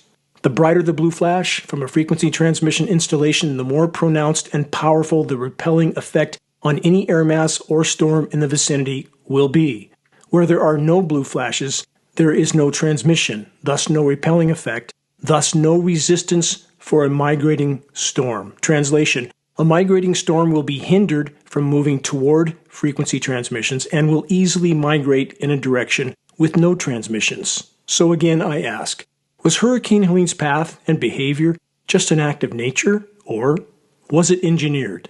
You decide. Well, the voice you heard there is Dane Wigington. He is the lead researcher and administrator for the website geoengineeringwatch.org. He's the executive producer of the groundbreaking climate engineering documentary called The Dimming. I encourage all of you to watch it. Dane has devoted the last 20 years of his life to constant research on the issue of covert global climate engineering operations and the effort to expose and halt these criminals. Dane Wigington joins me now. Dane, great to see you. Welcome to the show. Thank you, Clayton. Thank you for your voice in this most dire issue that too few are aware of. And regarding climate engineering, it's not speculation or theory or hypothesis. It's a matter of the historical record with mountains of documents to back up the fact that these programs have been ongoing for decades. Ongoing for decades. And I think a lot of Americans are like, this sounds like a conspiracy theory. It's absolutely not. You broke a big story this week that lawmakers who were briefed on these weather weapons concluded that what happened in North Carolina, Hurricane Helene, was engineered by the Department of Defense. Can you elaborate on that? Geoengineering Watch is communicating with congressmen from the Carolinas, from Connecticut, from Tennessee, and they are all very aware of these programs being ongoing and operational. And I want to delineate here this. There's a very marked difference between, quote, weather modification, which many people are familiar with, single engine, propeller driven airplane with a few flares on the wings. That is not this. With climate engineering, we have, for example, a KC-135 military tanker can distribute 100 tons of toxic material into the skies to seed cloud moisture in a single payload. So they're two very different animals, and the local publicized weather modification operations are simply used as a smokescreen to mask the unimaginably larger climate intervention operations. So, and again, we have, going back decades, congressional documents at geoengineeringwatch.org. One is 800 pages long, outlining the scope and scale of these operations, even going back to the 70s and before, and the intergovernmental cooperation, even between governments with otherwise adversarial relations, is stated as such in this document. Document calls for blanket legal immunity for anyone and everyone involved with these programs. So again, we have film footage of these aircraft at altitude, nozzles visible, turning on and off. This is not condensation we see in our skies. All military tankers and all commercial aircraft are outfitted with a high bypass turbofan jet engine, jet powered fan. 90% of the air that moves through that engine is not combusted. So we should see, except under rare circumstances, we should see nothing behind these aircraft. And we're just asking people to investigate the data, connect the dots. This is absolutely ongoing. So let's talk about, I want to talk about Helene in a minute here, but right now we've got Hurricane Milton bearing down on Florida, and overnight we see this small sort of secondary storm now in front of it, almost like a twin storm about to hit Florida. Then overnight we also saw these massive wildfires breaking out in the Tetons in Wyoming. So you know, a lot of Americans are so frustrated right now. They're sitting there saying, why would our government do this to us? First of all, let's talk about Milton. Is there any weather modification by the government being used or directing of this storm into Florida from your evidence? Short answer, yes. And if I could back up to why would our government do this? Why wouldn't they do this when this has been business as usual for decades? If we look at what the Washington Post published all the way back in 1977, that the U.S. military had conducted no less than 239 open-air biological tests on innocent, unknowing U.S. civilians. That's what we know about going back that far. If we look at the nuclear bomb detonations in Nevada, we have peer-reviewed study now to prove that those detonations eventually caused no less than 500,000 downstream deaths from the fallout for U.S. civilians. That's peer-reviewed study. So again, for those that can't imagine that the people who actually control our government, which I would argue is not any elected official, it's those who control the flow of money, this is business as usual. And why wouldn't they do this? Why wouldn't they use weather as a covert weapon of control? If we look all the way back, Clayton, to film footage of Lyndon Johnson in 1962, former U.S. President Lyndon Johnson, 1962, on film, on the record, ranting like a lunatic, stating we had the power to control the world's cloud layer then, 62 years ago, and quote, "He who controls the weather controls the world." So again, this is not speculation. And we have other governments like China openly announcing their massive weather modification operations. And yet if you bring the subject up here in the US, suddenly you're marginalized. That needs to change. In regards to Milton, there's no question it's being manipulated. And there's a global network of frequency transmitters that have a repelling effect on the air mass that is heavily seeded with electrically conductive elements. And if you saw the track of Milton, it got hung up a bit on the Yucatan Peninsula. There's a massive transmitter in Cancun, and we recorded the transmissions from that, trying to bump that storm back onto track. And again, once it gets near enough to landfall in the US, where the NexRad network then becomes the controlling element, we've recorded this again and again and again. Even with hurricanes like Harvey, for example, Clayton, you might remember 7 days in advance, they seemed to know where it was going to go and that it was going to sit there for days. How could they possibly know that unless that's the plan? And we recorded Harvey. We recorded the actual transmissions with Harvey, Ian, Maria, Michael, all these hurricanes and their interaction with the transmitters. This is patented technology. So again, it's not like we're speculating. No, speculating at all. So these NexRad, we showed at the very beginning here what happened with Helene.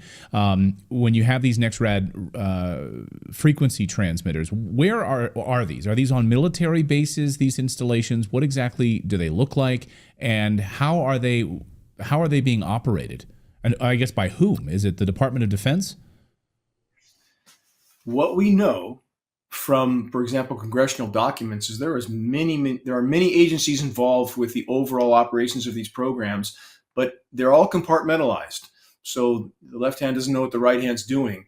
There's certainly central coordination for the NexRad network, and that's visible from the manner in which you can see these transmitters energizing. They're clearly completely coordinated.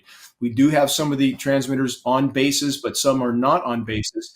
And it's even with what we think are just new cell towers going up everywhere, we know from those installing those towers that many of those installations have 10 times more power being supplied to them than they need for communications. And we can see their effect on water vapor loops. They are affecting the flow of precipitation.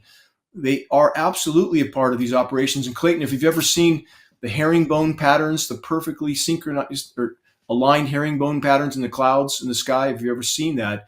And sometimes you can see those in perpendicular directions, and that's indicative of overlapping transmissions from different transmitters. You can't have that atmospherically otherwise. And so we have the entire meteorological community, their so-called science community, pretending that there's all these new cloud formations, that all these anomalous phenomenon we see in our skies are just something new that nobody ever noticed for 100 years. And they name 18 new clouds going back several years. And I mean, the blatantness with which these programs are ongoing is staggering. And people think, well, everyone would be lining up to talk about this, right? The experts would all be coming out of the shadows to admit to this. What happens to whistleblowers? What happened to Assange? What happened to John Carrico, the person who blew the whistle on the illegal torture programs? He's the only one that went to jail for it. So no, people aren't going to be lining up. And we have right now, Clayton, we have an illegal federal gag order on all National Weather Service and all NOAA employees, the nation's weathermen. Why in the world would you have an illegal gag order on those agencies, forbidding them from discussing any of the agency operations? Well, and Americans sitting there saying, why would they do this? Why would the government direct this into, we can talk about Hurricane Helene now, into this section of western North Carolina? And if you follow Occam's razor, the shortest, most direct response makes sense, right? And if it's the Department of Defense directing these weather weapons, and they don't want Trump voters to vote for Trump, I mean, maybe that's the direct line here. Why would they do that? Well, would it be to end the wars in Ukraine? Would it be to end the wars in the Middle East? They're going to be put out of business, tens of billions of dollars at stake if Trump becomes president. I mean, is that a leap too far? No, I don't think it is. I would just simply add that there are other layers as well. So we have Piedmont Lithium in North Carolina that was hemorrhaging hundreds of millions of dollars because of the roadblock of the owners that were not cooperating, did not want that mine to proceed. We have Piedmont Lithium's contracts with the DOD in 2025 that were coming due. So we have the DOD pursuing that lithium. And again, why would we think that this kind of operation wouldn't be conducted by those who actually control the power in Washington? And I, again, would argue that's those ultimately who print the money. And we have other historical records of this, Clayton. For example, immediately after 9/11, we had General Wesley Clark, the former NATO Supreme Commander, with a list of countries that were to be targeted because of that event, a list that clearly existed before that event ever occurred. Subsequently, every one of those countries underwent a once in 1,000 year drought. That's statistically impossible without climate intervention. And to back this up, we have the leaders of those countries, in the case of Iran, on the floor of the UN, stating emphatically, NATO is cutting off our precipitation. And they can see with their weather monitoring equipment what's going on upstream. So again, why would we think this isn't going on? We could go back further to Project Popeye in Vietnam in the 60s, where the U.S. military was so successful at the flow of precipitation over that country that by the 70s, there were international treaties forbidding weather warfare. Not that anybody pays any attention to that. So again, for Americans that think that this wouldn't be ongoing or we don't have the technology for this, it's simply ridiculous. We have patents going back for weather modification all the way back to the 1800s. We have about 200 at geoengineeringwatch.org, 200 plus. It's an extensive list of patents and new ones all the time for everything from hurricane modification to precipitation control to chemical ice nucleation. Clayton, have you seen how much hail is falling that's the size of baseball and softballs of late? Yeah. That's not nature. Well, I was going to ask you about that. So many people posting on social media saying they've never seen storms like this before. They've never seen, they're filming it continuously for minutes at a time with lightning going off every few seconds. Traditional thunderstorms, you see lightning maybe every few minutes. But for it to be going off, it looks like something out of a movie. It looks like something out of a Lord of the Rings trailer or something like that. So we're seeing all sorts of different patterns, and people are saying that they've never seen storms like this. Are they right, or are they just conspiracy theorists? I mean, again, this is a matter of the emperor has no clothes. Again, we need to use our sense of reason. It's absolutely occurring. And as far as the excessive lightning now, we have an ionized atmosphere. It's much more electrically conductive. These particulates are electrically conductive. And we're talking about, based on our lab tests, working with the University of Minnesota, hundreds of lab tests over that state, and extrapolating the amount of climate engineering elements in the precipitation and projecting that globally, it appears as if somewhere in the range of 40 to 60 million tons of toxic electrically conductive nanoparticles are being dispersed into our skies. That creates more static buildup, again, more electrical conductivity in the clouds. Now we have the clouds being blasted with microwave transmission. So it's the atmosphere is being treated as a physics lab and a war zone at this point. And on the chemical ice nucleating elements, which are used to temporarily and toxically cool down surface temperatures in various regions. In fact, that happened. That's another layer for Helene. We had an anomalously less warm region in that part of the U.S., while the rest of the U.S., for example, where I live in Northern California, it's been 100 degrees plus for about 6 months with no rain. And the no rain part is absolutely a result of climate engineering as well. We can see what they're doing on satellite imagery. It cuts off the precipitation to the west, and that plugs into the wildfire scenario. All these puzzle pieces fit together completely. And on the chemical ice nucleation part, if your listeners search Lake Michigan ice balls, for example, look at the photos of what we don't see on Matrix television, 75-pound perfectly spherical ice balls covering the shores of Lake Michigan. And this is happening in the Baltic Sea, the Arctic. That's what happens with a chemically nucleated element. And for the massive hailstones, when you create this ice nucleation process far earlier and builds up far faster, that's why you end up with that. And that's why now insurance companies suddenly are canceling everybody for hail damage, because now it's off the charts, just like the lightning. Unbelievable. So let's talk about Milton here. And Dane, I'll get you, I want to be respectful of your time. Milton, right? This is about to hit. The weather modification here, you've seen evidence of that, the manipulation using these NextRad radar systems off of Cancun to get it back on track. It looked like it was going south more towards Cancun in that direction. You say that it was pushed back to the north.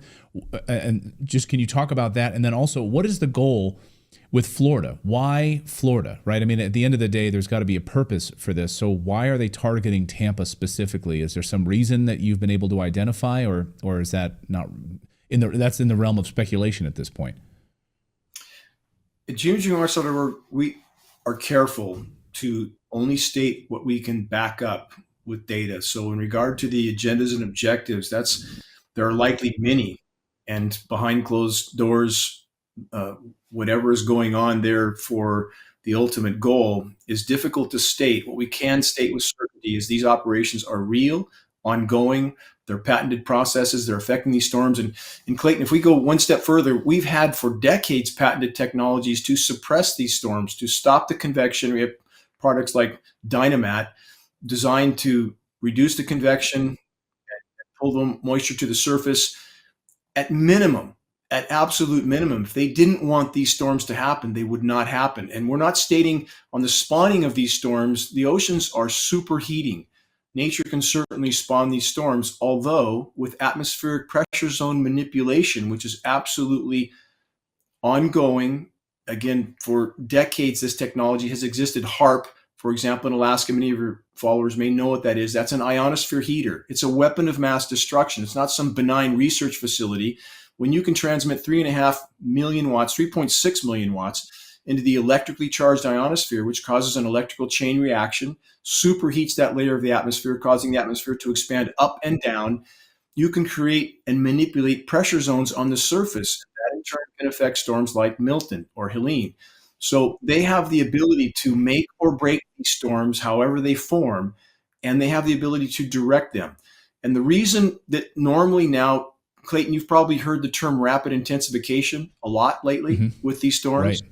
So what we see now is an attempt to keep the storms from organizing too much too early, where they're over large bodies of water like the Gulf of Mexico, because they're much harder to steer. And perhaps we saw that with Milton, because as you know, Milton spun up much faster and stronger than they initially forecast. And that may have made it harder to steer, why it leaned to the southeast and hung up on the Yucatan Peninsula, and why they had to bump it off because it spun up more than they anticipated, perhaps. So again, there's two layers of the transmission manipulation. There's ionosphere heaters like HAARP, of which there's about 100 around the globe. HAARP's the biggest and the most powerful. And there's the NextRad network that manipulates from the ground level And these, again, two separate aspects, but all frequency manipulation and all doing what to the atmosphere? How do we know the overall effects? And what we do know from climate engineering sprayed dispersals in our sky, and again, these are aerosols. This is not condensation. Encourage people to look at videos we have at geoengineeringwatch.org, up close, taken at altitude, nozzles visible, turning dispersions on and off. End of discussion. This is not condensation. So those particles have a oxidizing effect on the ozone layer, which is absolutely imploding. And if the sun feels extremely hot on your skin, on surfaces when you're in unobstructed light, it's not your imagination. We know we're getting UVC on the surface now. That's a DNA damaging spectrum. And we're getting some indication there may be X-ray. That's the final spectrum of UV radiation, indicating there's a functional collapse of the ozone layer close. It's being systematically denied. And it's not from hairspray cans, Clayton, as we were told going back several decades. That's simply smoke and mirrors. Those elements are harmful. CFCs are harmful, but that's a drop in the bucket compared to what climate engineering is doing. And that one aspect of this issue, if we had no other challenges on planet Earth, the functional collapse of the ozone layer alone is a near-term existential threat, and climate intervention operations are the core causal factor.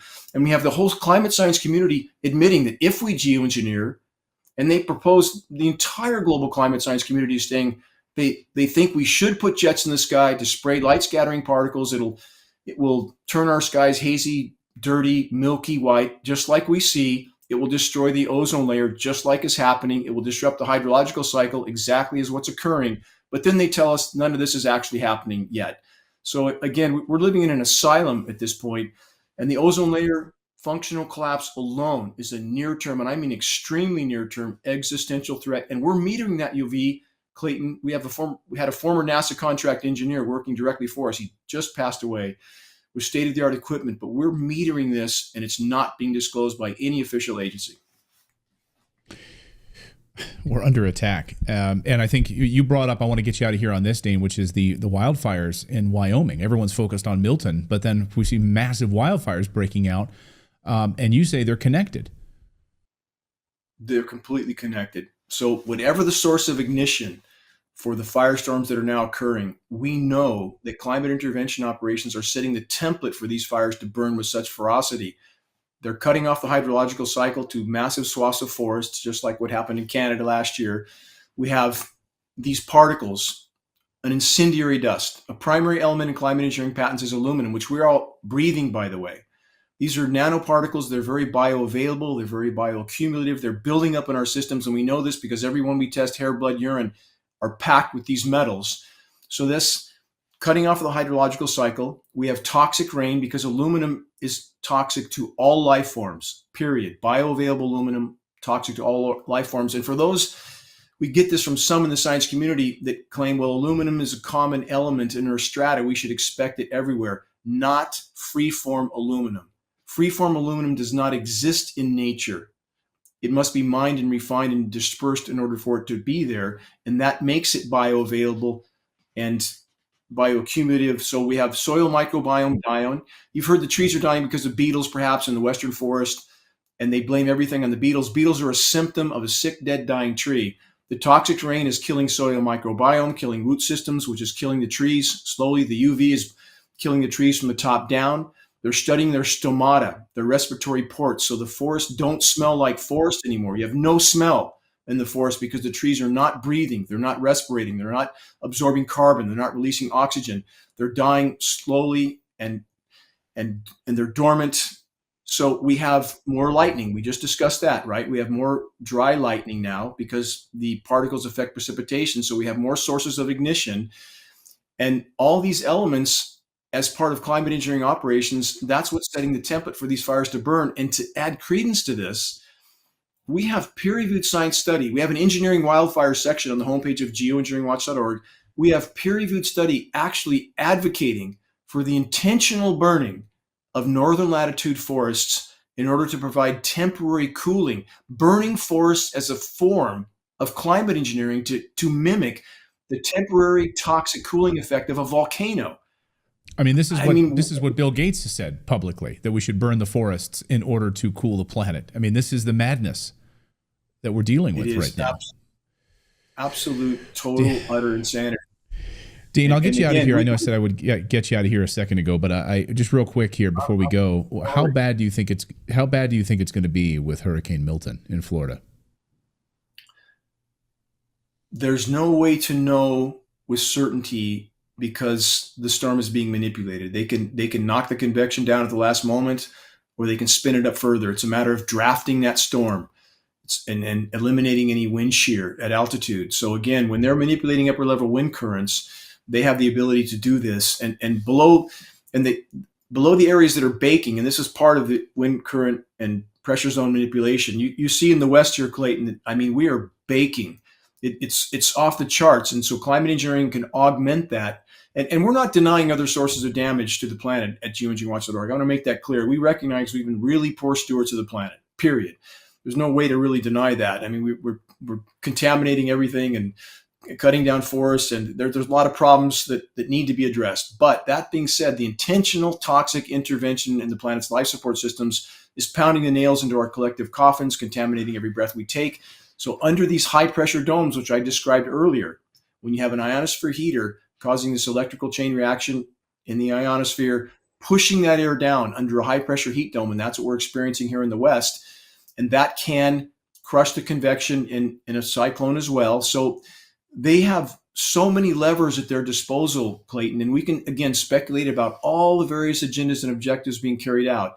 But the fact that these operations are totally and completely out of control, off the rails, this is a headless, heartless, soulless cancer that is, at this point, again, completely out of control. And Clayton, I'm sure you hear people say, well, why would they do this to themselves? We hear it all the time at geoengineeringwatch.org. Why would they, aka those who print the money, do this to themselves? And I would point out, how much have they done to themselves already? Detonating 2,400 nuclear bombs that contaminated everything and everyone, including, quote, them, those behind these operations. We have Fukushima, triple nuclear meltdown, no technology to fix it, no end in sight. Chernobyl's about to rear its head again because the sarcophagus is disintegrating there. We have 442 nuke plants online right now. We have 60 more under construction.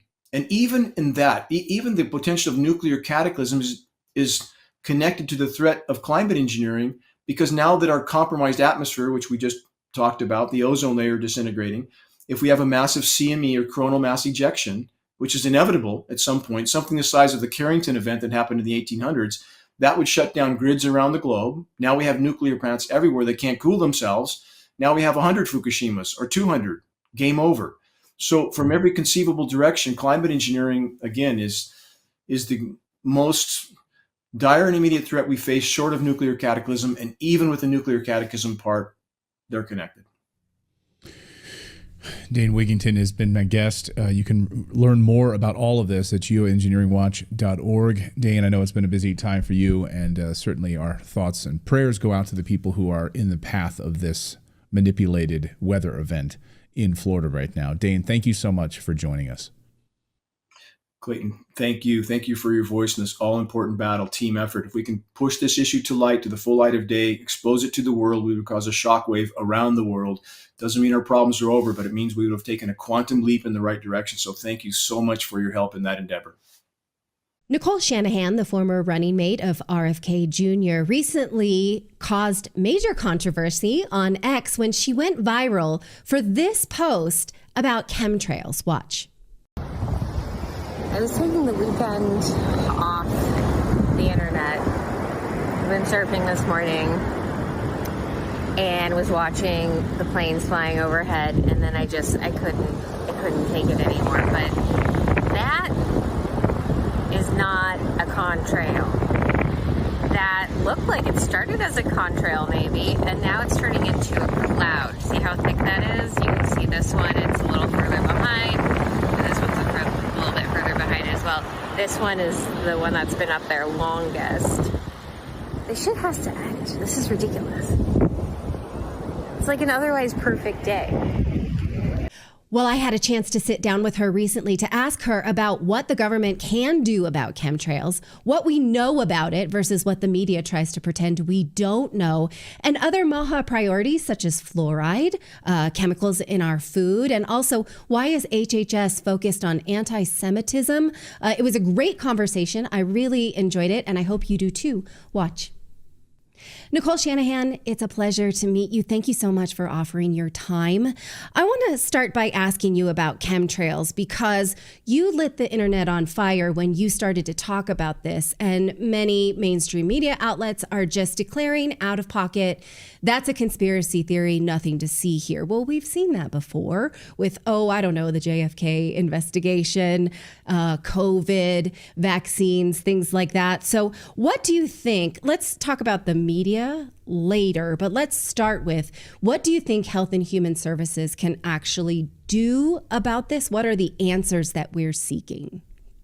Yeah, thanks for the question. It appears that the Overton window has been blown wide open on the issue of geoengineering, atmospheric weather modification. And, the term chemtrails comes fairly loaded because there's an assumption when you use the term chemtrails that there's something harmful happening as a result.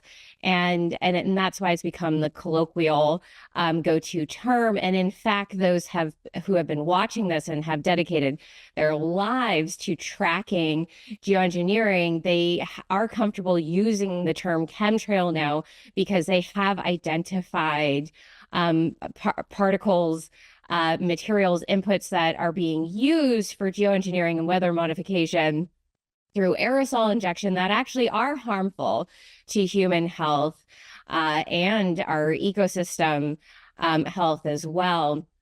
So natural systems such as soil, water, and air are being impacted negatively. And I do know that HHS is in the process of putting together a team to investigate this. Much is unknown. Some is known.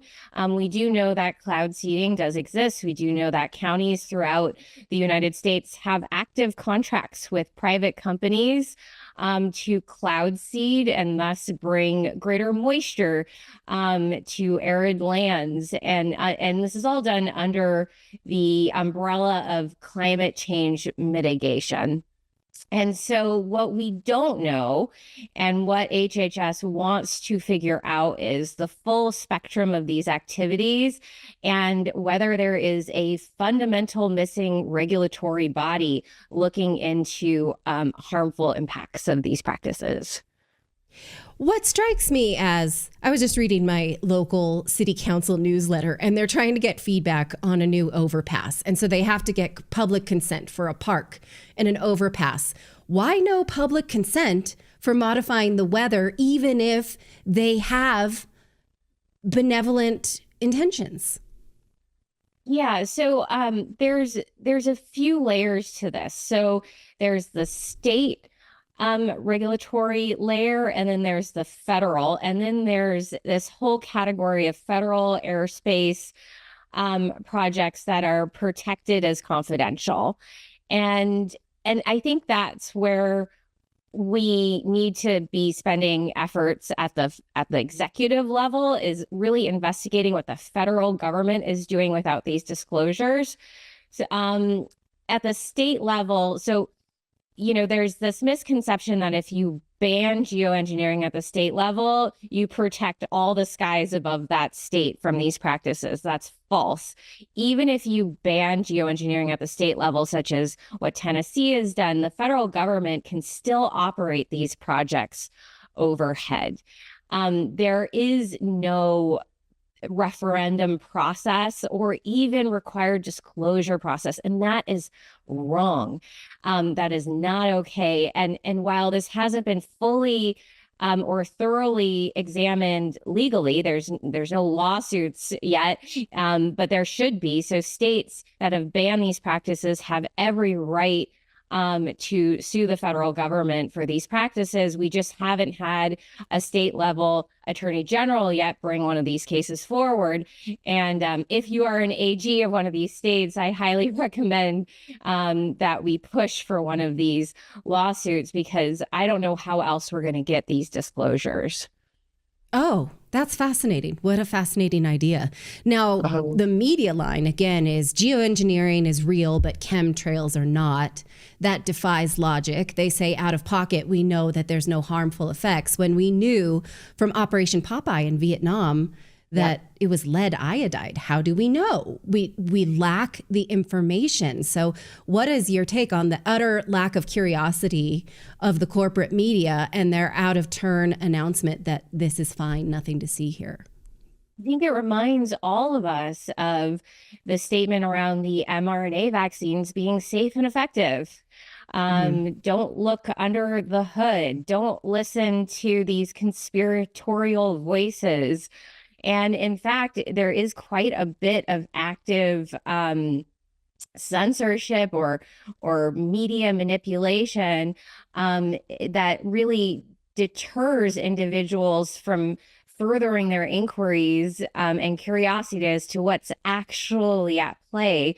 And, I think that playbook of really using these derogatory attacks on qualified inquiries to shut them up. I mean, that reminds us all of what it felt like during those COVID lockdowns. And so there's a lot of parallels to be drawn between the COVID-19 era and what's happening today, which is this Overton window being blown wide open on the issue of geoengineering, people coming forward with evidence that is raising concern, real red flags about the contents of what is being used for weather modification, the lack of regulatory oversight, the lack of disclosure to the public, the lack of public consent.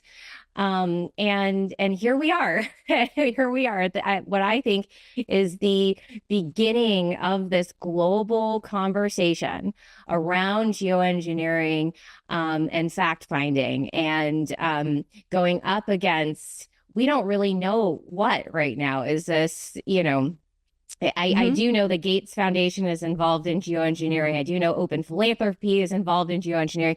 I know that the World Economic Forum has pushed it, and several universities are pushing for it. And sure, that's fine, but we also deserve, as the people, a full disclosure process and referendum opportunity to opine. Right. And so they call us all crazy for coming up with theories because we get no real data. I'm sure, have you seen the old clip of Prince even talking about how kids fight more when they play outside because of chemtrails, like years ago, right?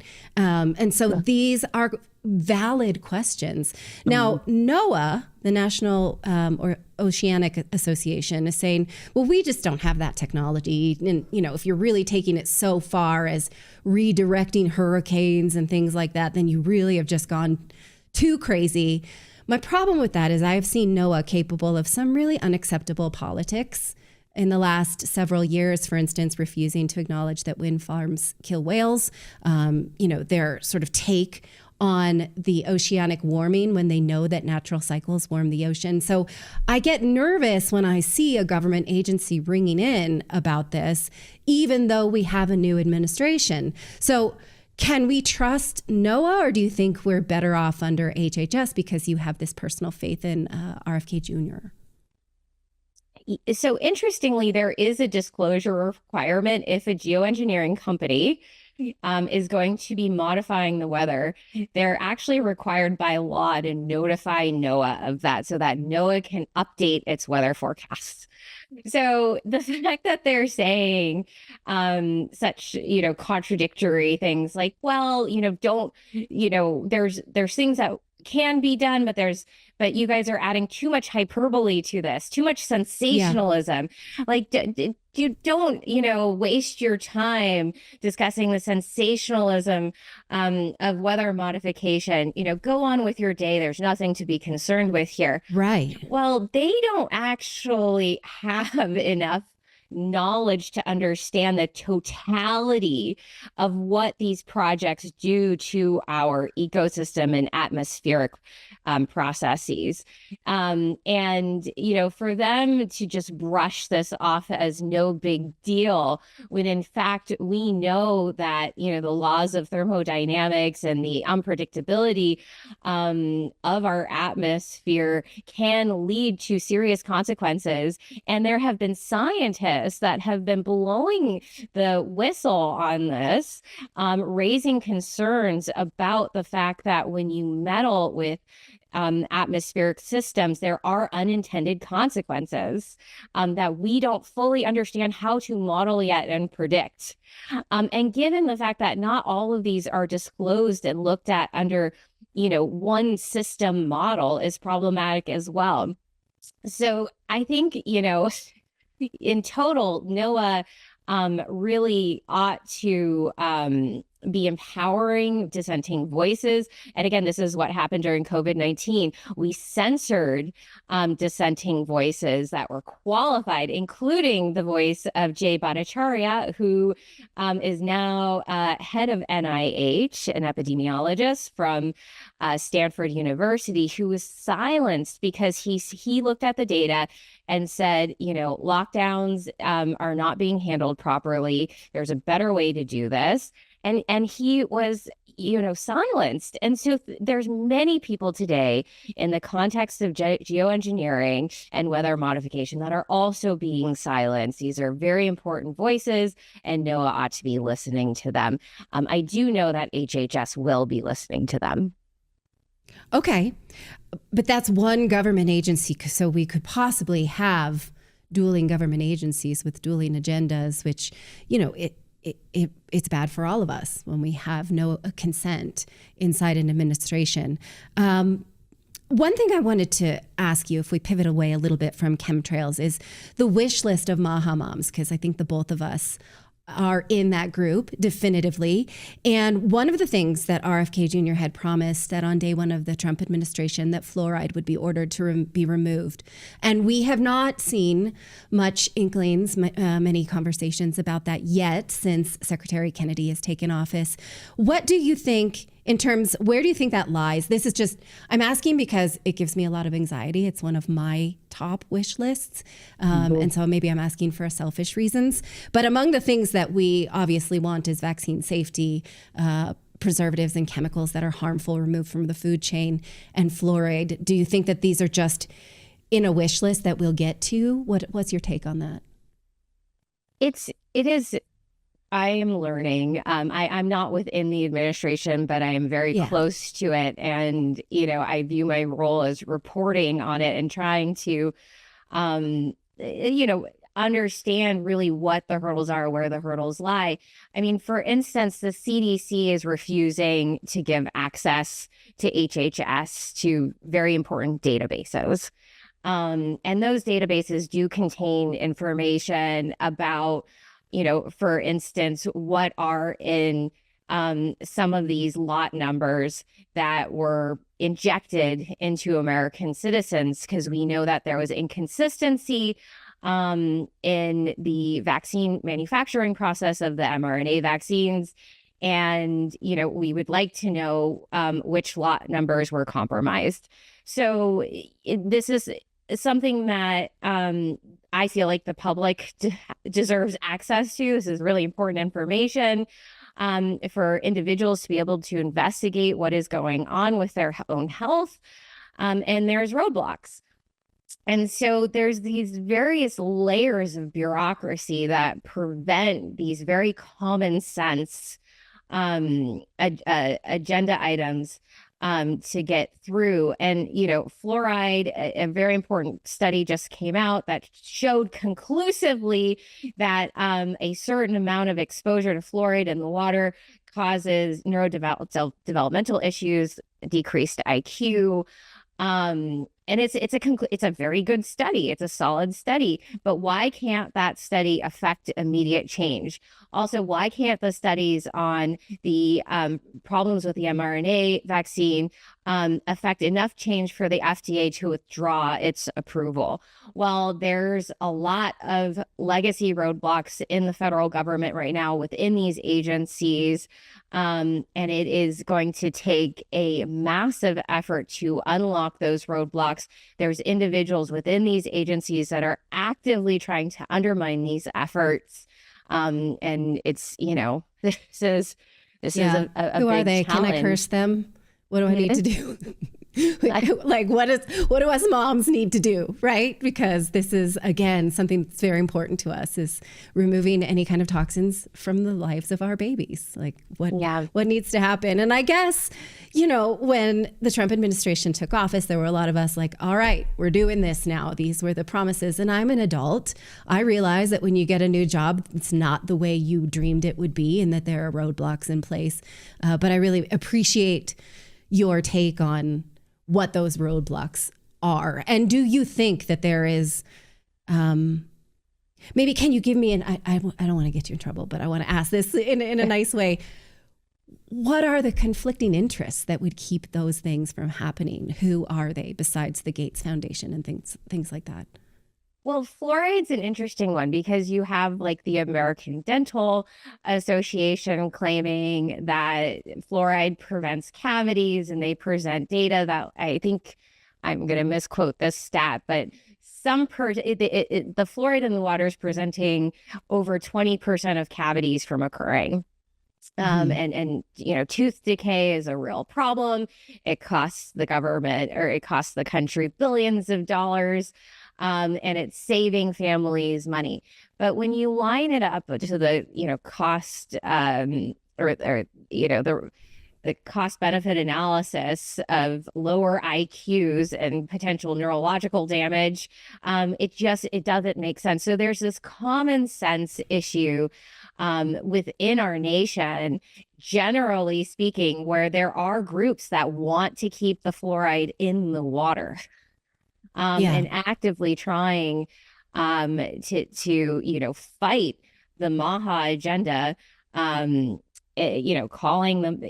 Remember, fluoride 20 years ago was being called out as an issue in the water, and those individuals were framed as conspiracy theorists. If you remember the movie with Mel Gibson, conspiracy theory, I think it was actually called Conspiracy Theorists. Fluoride is a theme in this film, and so this has been a multi-decade battle, and here we are now on the front lines, close to getting it done, and we still hear these same, embedded interests, and it doesn't really make sense. I mean, to anybody besides, it truly does the dental industry, are they all fighting for this? I mean, certainly my dentist isn't fighting to keep fluoride in the water. No, there's other ways to get it. So it just doesn't make sense where this policy and where this battle is coming from to keep it in the water. Right. And how much of it is just ego because the government fought against this science for so long. A great book on this is The Fluoride Deception by Christopher Bryson. And they talk about how many scientists knew this and the connection of the Manhattan Project is fascinating. How many lives were ruined just for bringing this inconvenient data into the American Dental Association. So that's just one of many. And then what is your sense about the food industry? Is there a fight back for the chemicals and the dyes that we know are harmful for our children? Does Secretary Kennedy and HHS, do you think, and I know I'm not asking you to speak as an insider, I just want to make that clear. Do you think that they are also in an uphill battle in that? Yeah, I mean, I think that glyphosate is our biggest enemy as it when it comes to food. Glyphosate, much like fluoride, is proven to cause, and tons of evidence, billions of dollars Bayer and Monsanto have had to pay out in glyphosate damages because it is connected to a very specific form of cancer. But yet, the battle that's being fought right now is state by state. Bayer is trying to get through a bill that states that if the EPA says glyphosate is safe, then we shouldn't have to pay damages out. And so they're looking for that same 1986 vaccine immunity, but for glyphosate. And so to me, glyphosate has to be a number one priority of this administration. There's been a lot of attention put on preservatives in food and red dye. But here's the thing. We can choose as MAHA moms to not feed our children those foods. But glyphosate enters our water systems. Glyphosate sprayed on one field can go onto the crops of another field that are organic. I mean, glyphosate comes into our food systems in ways that are very, very hard to prevent, even if you're actively trying to avoid glyphosate poisoning. It impacts our farmers as well. And it's a really ghastly injury. And red dye 40 and sodas and things, I think those are, in my opinion, secondary priorities, but they're almost easier to go after because we understand the mechanisms by which to do so, such as with SNAP, regulating the use of SNAP for purchasing of soda. I mean, there's something very reasonable about that and easy to do and enact. But glyphosate management is actually a much harder battle because you have so many entrenched systems in place. So banning it is very, very challenging, and the EPA is somehow still protecting its use.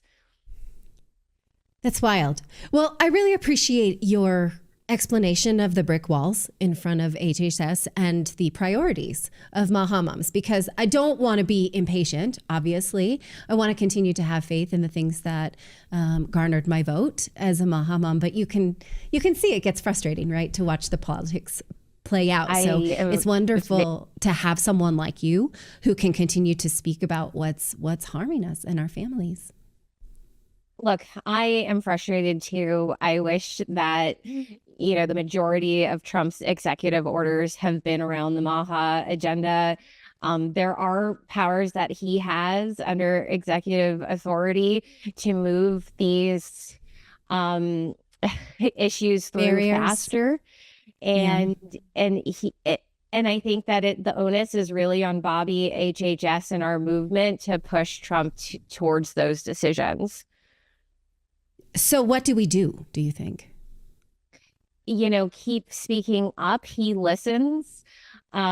He hears us, every opportunity there is to catch the ear of him and Susie Wiles, do so, tweet at Susie Wiles, tweet at cabinet members, tweet at Brooke Rollins at the USDA. They see and hear all these things. Like, tweet at Stephen Miller. He has a huge amount of authority in the administration. And so don't give up. We're close. We just got a new head of the FDA today. We just got a new head of NIH today. And all of these cabinet positions are critical to getting things done, because it's not just, Bobby alone can't do it. It has to be the other members of the cabinet as well. And then getting through to their entire agencies. I mean, these are agencies full of individuals, and they are looking at and reading what we are putting out there on social media. So, this is something we cannot lose faith. We have to keep pushing. A lot can get done in the next 4 years. Now, one more question. I'd be remiss if I didn't ask. Because of this long wish list and maybe impatience that moms tend to have, when I see HHS focused on, for instance, Colombian anti-Semitism and protests, the list of things that Secretary Kennedy put out last week included that he wanted to investigate why Jewish enrollment is down at universities and review Middle Eastern studies inside these universities. And I'm thinking, what are you doing? Like, what's that about? And so that kind of contributes. I think that makes me further impatient, because I had these list of things that I know are true, such as fluoride and glyphosate and things like that. And then I see this focus, and I know that I'm not alone in this kind of questioning of what is this? And I know that you don't speak for him, and I know you're not speaking for HHS, but what is your response to that? To this, what is your response to my response, I suppose? Yeah, it's my initial response to that tweet was very similar to yours and others. It was like, what is this about? Yeah. And is this a function of Health and Human Services? I could see the argument under Human Services to attempt to combat radicalization and racism and disturbances on our campus, which is very real. Like, the universities have been infiltrated by anti-Western ideology, anti-American ideology. Oftentimes it does get tied into anti-Semitism, which, has been for reasons that, require a great deal of analysis, but and is not the topic of our interview today, but there is something there to be said. It is a big issue. We are stuck, especially as Christians, between various other ideologies that are really vying for America's attention and America's prioritization. And I think many of us just want to be done with that battle and just focus on America and American values and our families. And we want to just be like, okay, can you guys just stop arguing over there in the Middle East? And can we just focus on our own country right now? And I am in that camp. I am very much in that, let's put America first and American families first. And can we just please, move past this and keep all of those other outside ideologies, outside of our universities and outside of our priorities of our government agencies. And I want to get there, and I want to chart how to get there. I have some ideas, but again, I'm not within the administration. I am out here as a MAHA mom. But it's happening, and we can't avoid it. It has permeated every aspect of our lives here in America. The fact that there is this battle being waged more broadly, and these are very big, old biblical ideologies that are being waged right now on our soil. Yeah. Okay. So I think my takeaway from that is we keep the fight. Let's keep our focus on where we have our priorities. And, we can make a difference in our MAHA goals. And if we collectively are like, what's that about? We wanted this, then maybe we get our focus on this. So thank you very much for responding to that question. You can follow Nicole Shanahan on X, and she has plenty to say. She has her own platform, a large platform, where she, again, highlights these priorities that are important to all of us. So thank you again for your time. I really appreciate meeting you, and I hope we get to speak again. Likewise, it was a real pleasure to be on Redacted. Thanks for having me. Well, I can't believe we're finally having a congressional hearing on cloud seeding and weather manipulation, something we've been covering here on Redacted for years. During yesterday's hearing, in the House of Representatives, Representative Marjorie Taylor Greene, really kicked it off and sounded the alarm on cloud seeding. Watch. For years, anybody who questioned weather modification was labeled crazy or a conspiracy theorist. Now we've learned that they've been doing it for decades. And not only is it a multi-billion-dollar industry, the government has invested a lot of Americans' hard-earned tax dollars into it. They've been forced to spin it, and apparently it is now the only way we are going to save humanity. However, let's look at the risk. According to GAO, injecting a cloud with silver iodide increases precipitation anywhere from 0 to 20%. It could be even more, but the truth is that we really don't know for certain. Yeah, and that's really at the heart of all of this, right? We don't know for certain, and they're just telling us. So you've been lying to us for years about it, and now you're telling us, it could be 0, it could be 20%. Really? Okay, there's absolutely no way to measure the effectiveness, Marjorie Taylor Greene said.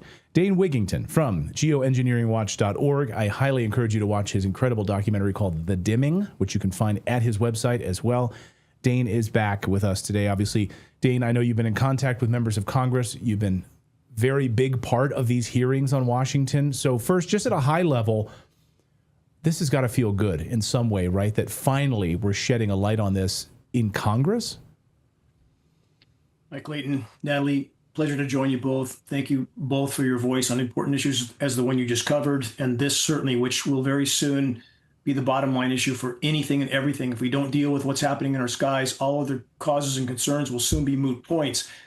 I wish I could share the upbeat feeling some might have about yesterday's meeting. In fact, that meeting, because it lacked credibility in so many ways, moved the fight backward, not forward. Oh, no. And unfortunately, Marjorie Taylor Greene, and there's many state representatives that tried to reach her on behalf of geoengineeringwatch.org for the last 2 months, and their team, their group would not respond. And her, even with her intro that you just played, conflated climate engineering and cloud seeding as being one and the same. They are not. It's an ant compared to an elephant.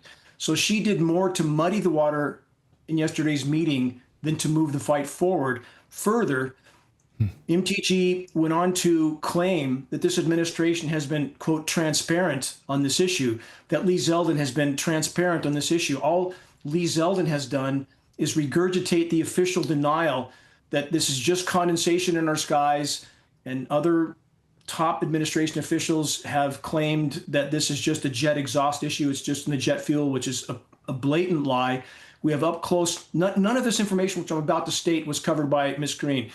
She was discussing the cloud seeding airplanes that disperse perhaps 4 or 5 pounds of silver iodide, never mentioned a military tanker like a KC-135 that can dump 100 tons of extremely toxic aluminum, never mentioned in a single payload. 40 to 60 million tons a year annually dropped based on hundreds of lab tests that we took with University of Minnesota, so we're not guessing. We have up-close photographs of the nozzles on these aircraft on the wing pylons to make this look like jet exhaust. Again, we're being blanketed with toxic elements. None of that brought up. And she further then implicates, again, regurgitated ridiculous denial. Lee Zeldin did the same. The Make Sunsets group, which was 2 PR clowns from Silicon Valley that launched 147 balloons. It would take literally, mathematically, because of the amount that those balloons carry, 10 grams, it would take 10 million balloons to equal one payload from a U.S. military tanker. None of that discussed. And in fact, and I'll leave it at this, Clayton and Natalie, most of Marjorie's meeting yesterday was a discussion of her disbelief that there's anything wrong with the planet at all. And what does that do? Just like you two discussed driving wedges into society with the subject you broached on a moment ago, that very successfully alienates everyone that knows anything about the environment. Her denial that there's anything wrong with the environment, very successful wedge, so that that community connects anyone who mentions geoengineering to someone who denies all the other forms of damage to the planet. So that's basically the premise, or the foundation of her meeting yesterday. It moved the fight backward, not forward. Jeez. But she is introducing a bill in order to either stop this or get government transparency. What do you think of her legislative efforts? Again, a bill that will never pass when her lead punch is to alienate half the people we need to vote for that bill. And that's exactly what she did. So again, although I know and recognize all these state bills, and I'm working with, as you two correctly stated, numerous state legislations, I'm going to be remoting in to give testimony in some of these states to make sure they stay on a correct compass heading. And even though we know the bills already passed have not stopped these operations, they still matter symbolically.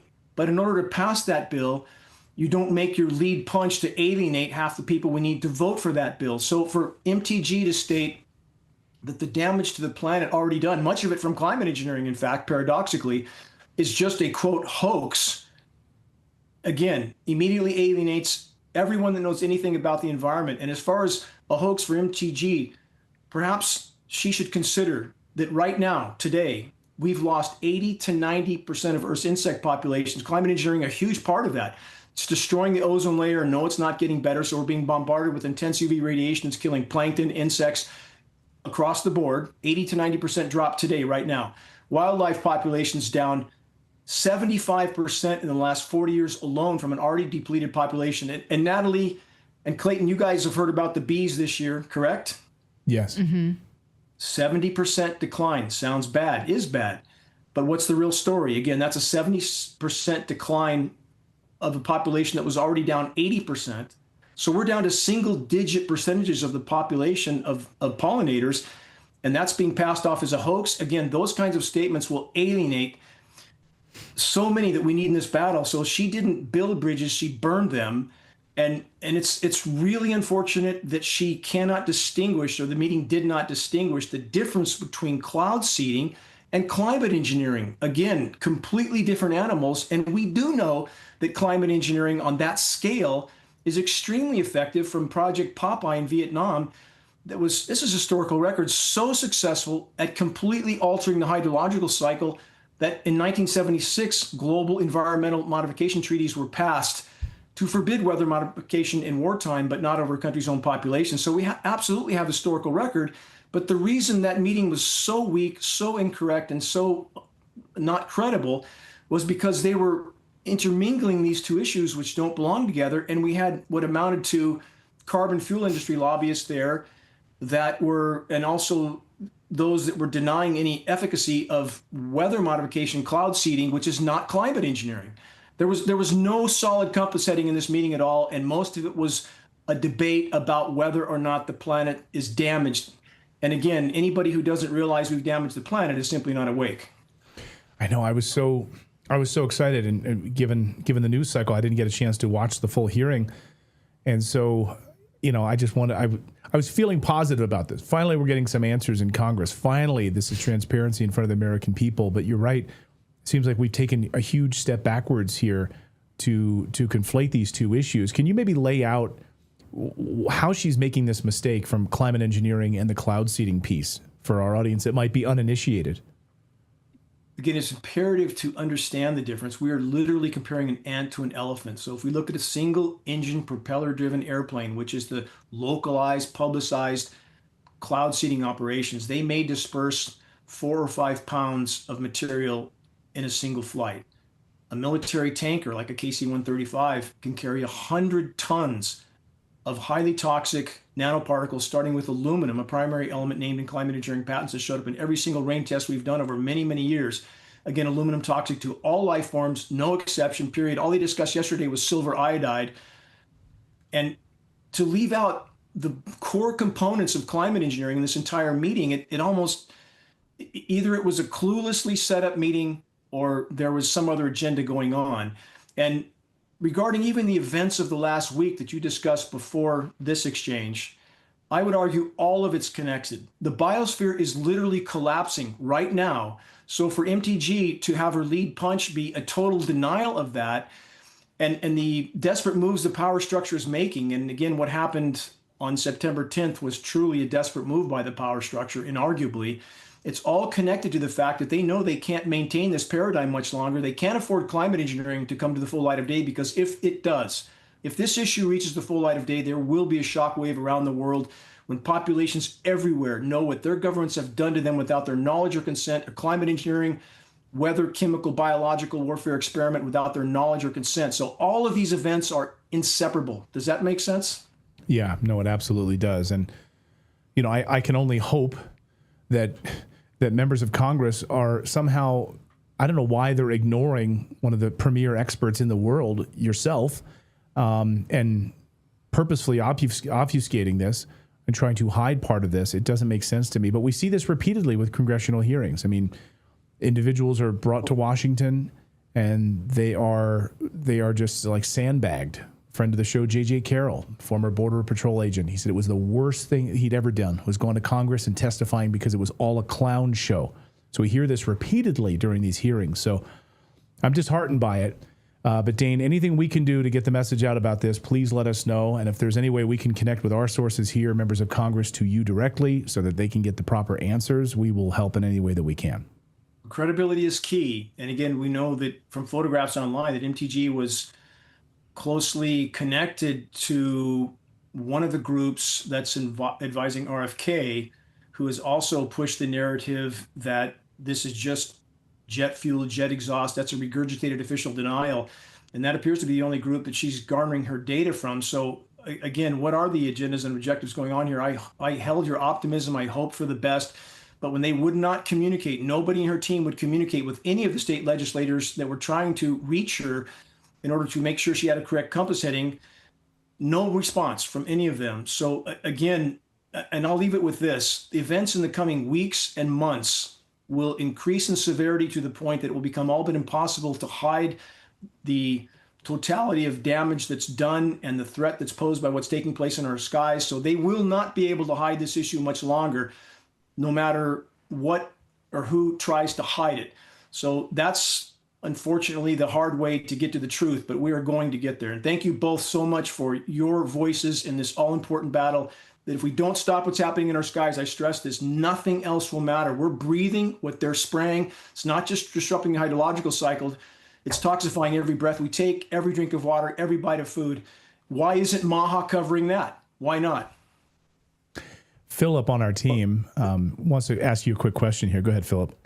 Well, yeah, I'm like kind of like hearing your assessment of this hearing.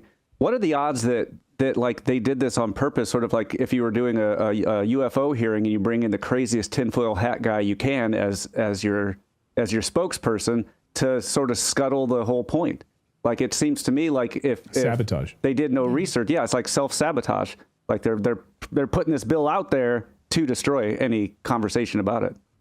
Great question, and I think extremely on target, because that's exactly what it did. It will simply move this fight backward.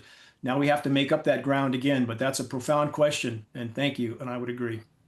Well, we all like to think COVID is behind us, but what if the effects are still lingering in the body, especially in the brain? A new study from NYU Langone Health found something really alarming, that people suffering from long COVID showed changes in a part of the brain responsible for protecting and cleaning brain tissue.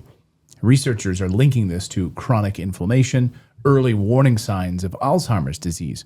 And this may help explain why more than 20 million Americans are still dealing with long COVID symptoms like fatigue, shortness of breath, and that frustrating brain fog. Scientists believe ongoing inflammation and spike protein exposure may be disrupting the brain's natural cleanup system. And the wellness company has their ultimate spike detox, and that is your solution. It's created by our friend Dr. Peter McCullough. This formula was designed to support the body's natural detox process and inflammatory balance, and it contains 4 times the nanokinase that's found in most spike products, along with bromelain, turmeric, and selenium to support circulation and cellular cleanup. So if lingering inflammation and spike protein exposure are part of the problem, supporting your body's detox systems may be one of the smartest things that you can do. So give your brain a break. Get your bottle of Ultimate Spike Detox today. Head over to twc.health/redacted and use the code redacted to get 10% off. Again, that's twc.health/redacted and use the code redacted to get 10% off. The UK seems to be going all in on this weather manipulation plan, using 777s and other aircraft to darken the sun. Here's the Telegraph. Boeing 777s could cool the planet if you don't mind a little acid rain. Stratospheric aerosol injection technique could put brakes on global warming, study finds, but with damaging knock-on effects. Who cares about the knock-on effects? Cancer, inability to have babies, low testosterone, infertility. I mean, it sounds like the globalist's dream, right? Reduce the population, dim the planet, allow Bill Gates to live by himself in a seed repository somewhere. They say it's to combat global warming, but of course the real story is they've been doing it for decades. This isn't new. For crying out loud, look at Project Cirrus, 1947, as we covered last year on the show. A U.S. experiment along with the U.S. Navy, Army, and General Electric, they attempted to control hurricanes using cloud seeding. So there's a long history here of government weather manipulation. Joining us now to discuss weather manipulation is Austin Steinbart. He's a WikiLeaks researcher, founder of Quantum Party of America. He's deeply researched Operation Popeye, U.S. secret weather programs, and joins us now. Austin, I've been looking forward to having you on the show and talking about this for a while. Thanks so much for being here. Thanks for having me, Clayton. Great to be here. My pleasure. So when you hear the UK is planning this weather dimming, boondoggle in order to cool the planet, or I guess just cool their island, it's not going to affect anybody else. Your head must have exploded, because you know that for decades they've been doing this. They're just kind of pretending like that this is a new idea. I guess give me your high level take when you started hearing these stories over the past week and a half out of the UK. Well, my gut reflex is it's hard to imagine why anyone would want the UK to be colder or darker. It seems like it's already cold and damp and dark enough as it is. So it seems like they're going to really struggle to grow crops, and they're going to sacrifice themselves on the altar of this fake climate change racket. So take me back. You've done a lot of research on Operation Popeye and these other programs. For the uninitiated, for people that are watching right now, because when we've covered these stories over the years, people are like, this is a conspiracy. I can't, come on, you guys are. And now we know it's not. I mean, enough has come out about this that it's not. But for people that might be watching this for the first time that never really thought about chemtrails, cloud seeding, these government programs as real, walk us through the origins of this. Well, as you mentioned, the first project was Project Cirrus in the late 40s, where they were experimenting with de-amplifying a hurricane, and they ended up just amplifying it. And they caused a lot of lawsuits and a lot of destruction. And so then they pretended like they weren't doing that. A little bit later, they experimented with a thing called Project Storm Fury. That was another attempt to manipulate the weather that went awry. And then in Vietnam War, there's this thing called Operation Popeye, where they were spraying chemicals in the sky, and they were trying to create these massive rainstorms in the jungle to flood the tunnels and to wash out roads, and to, essentially using it as a weapon of war. And that led to this thing. It was a ENMOD treaty that says that weather manipulation is no longer allowed to be used for military or for hostile purposes. So it's a very clever little distinguishment there. And it doesn't preclude them from using it like in the UK for things like climate change, or in the United States even, doing these weather experiments on the DL. And whenever things happen, whenever things go awry, they always act like, oh, you're just a conspiracy theorist, that there's no way that they can do that. But there's a long track record here of weather being manipulated for various purposes. In the 90s, there was a briefing on creating fog and creating rainstorms to give cover for special operations. So this has been a topic of interest for the military for a long time. And they continue in 2025 to try to gaslight us into thinking that it's not. How are they? I mean, we know that these superpowers realize that, by controlling the weather, in the Cold War, the United States, the Soviet Union really ramped up their manipulation efforts. Because I think at the heart of it is, if you can control the weather, it's more powerful than nuclear weapons. You can destabilize entire regions without firing a single bullet. You can cause widespread famine on a particular population, and it takes them totally off the battlefield in a way, right? And this is really what I think Operation Popeye was. But I think, would you say that this is more powerful than even sort of conventional weapons, being able to manipulate the weather in this way? Absolutely. And it's definitely more sneaky, because then they can say, oh, that wasn't us. That was an act of God there that did that. In the United States, I think the United States is the only country where we still pretend like this is not a thing and that this is a conspiracy theory. But all around the world right now, they're experimenting with weather modification. In China, they've created thousands of acres of new forest. They're doing this in the Middle East.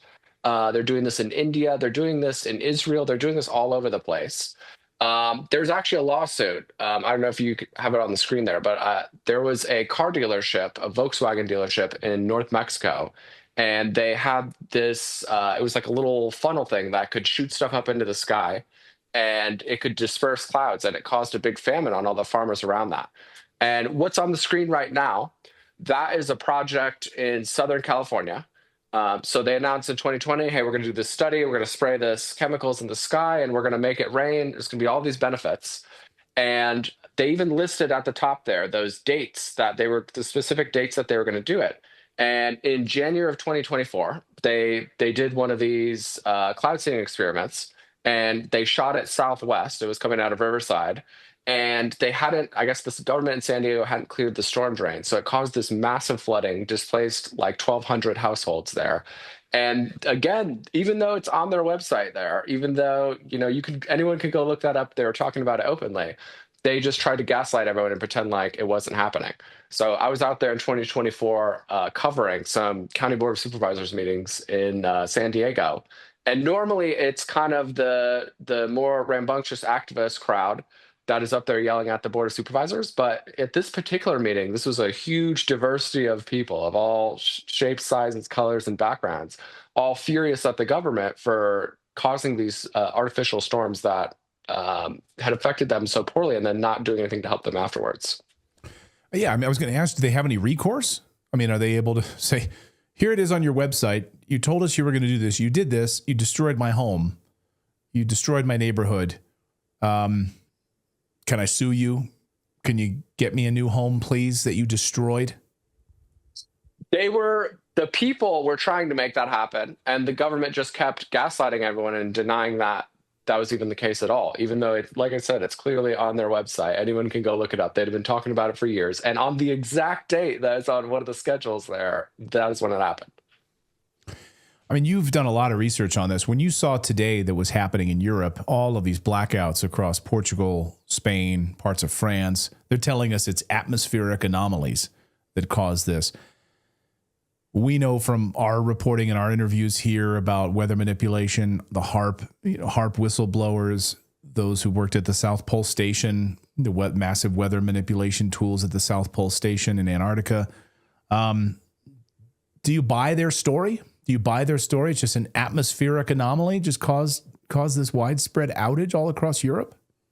Well, that seems like their blanket excuse lately. They like to just blame everything on the random climate, right? Oh, it's climate change. It's this abstract villain here. And then, like you mentioned earlier, then if they can't get away with that, then it's Russia. But I think all over the world, the people are realizing that this kind of stuff is happening, and they've had enough. They've had enough. I talked to some people. I have some friends in the Middle East. And there was a situation in, I believe it was Dubai, or it could have been Abu Dhabi. But anyways, they caused a big flood there and destroyed a bunch of people's property. But the government ended up quietly compensating those people and, making up for the damage that they caused. So it would be great if in the West, our governments, if they would do an experiment, a secret project, and they caused a bunch of damage, it'd be great instead of gaslighting us if they could just admit it and try to make it right.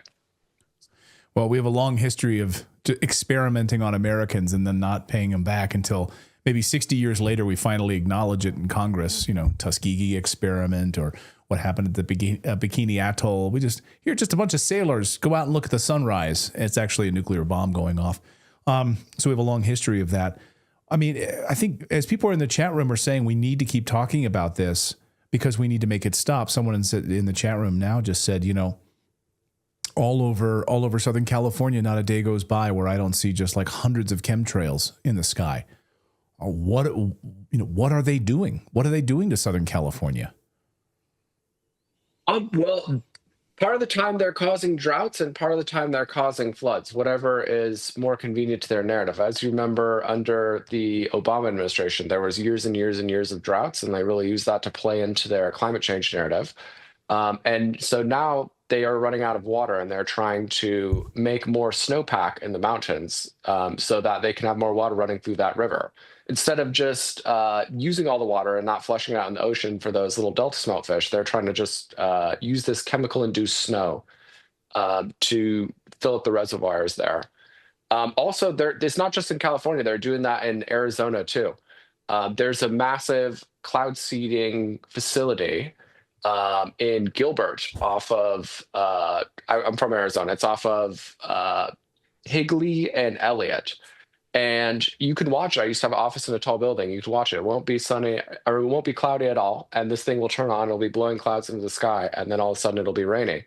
And what's happening is that those chemicals are causing a lot of damage to the native saguaro population. So there's a lot of ranchers and farmers out in the outskirts of Phoenix that have been writing me, showing me pictures of this, of just these dilapidated saguaros. So it's causing a lot of environmental damage. And it was very interesting in the 2022 governor debate for the governor of Arizona. Karen Fann, who was one of it was the establishment candidate. One of the other candidates kind of like goaded her into talking about the cloud seeding thing and admitting that that was definitely happening. She used to be the head of the Salt River Authority. So the quasi-government entity that was actually running point on that. So this isn't just happening in California. This is happening all over the place. And I think everybody, with how much chronic illness there is, with how much air pollution there is, everybody should be up in arms about them spraying us with chemicals and then gaslighting us and acting like they're not doing it. Right. 100%. And Everell Campbell in our chat room says, "Wow, Clayton, sometimes you look genuinely shocked at the info you're finding down the rabbit hole." I am, because what Austin just shared with me, I've of course known a lot about the weather manipulation. We've covered it here for years on the show. But what you just told me about the intentional narrative of causing a drought, I had never heard that before under the Obama administration.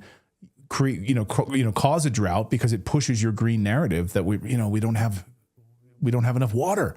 It pushes our green agenda, and I think that's a part of the story that I've never heard before. So thank you for that. Philip, one of my producers here, Philip and I were talking after last week's show about all this weather stuff, and we talked for like 20 minutes after the show about why would they want to kill.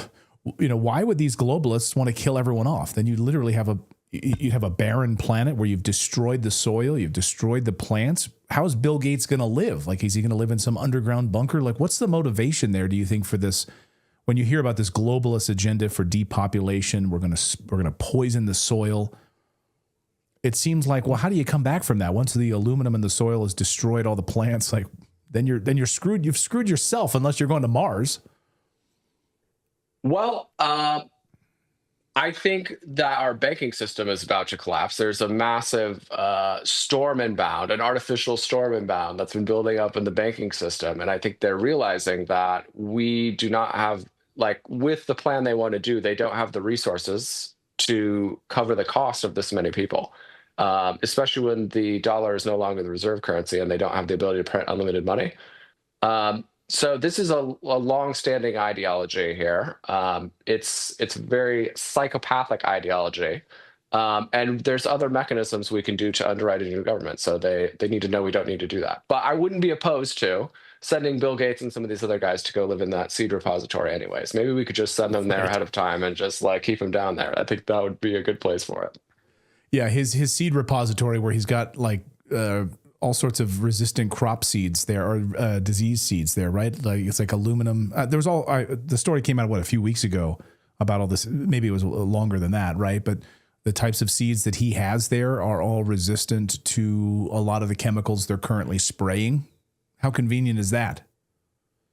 It's almost like they know ahead of time, just like they did with COVID, just like they did with everything else. Exactly. Call me cynical. That's my middle name. Austin, great to see you. I really appreciate your work. Where can people find more of your research? Well, I am doing a thing called Quantum Party right now. That's the specific, if you're sick of all of this nonsense with our government, a lot of the legal loopholes, especially for the intelligence services that they use to dog us out, are on there. So we're starting a massive independent political movement here to get rid of those. And some of my other research, I have a whole site. It's called QIntel Pro.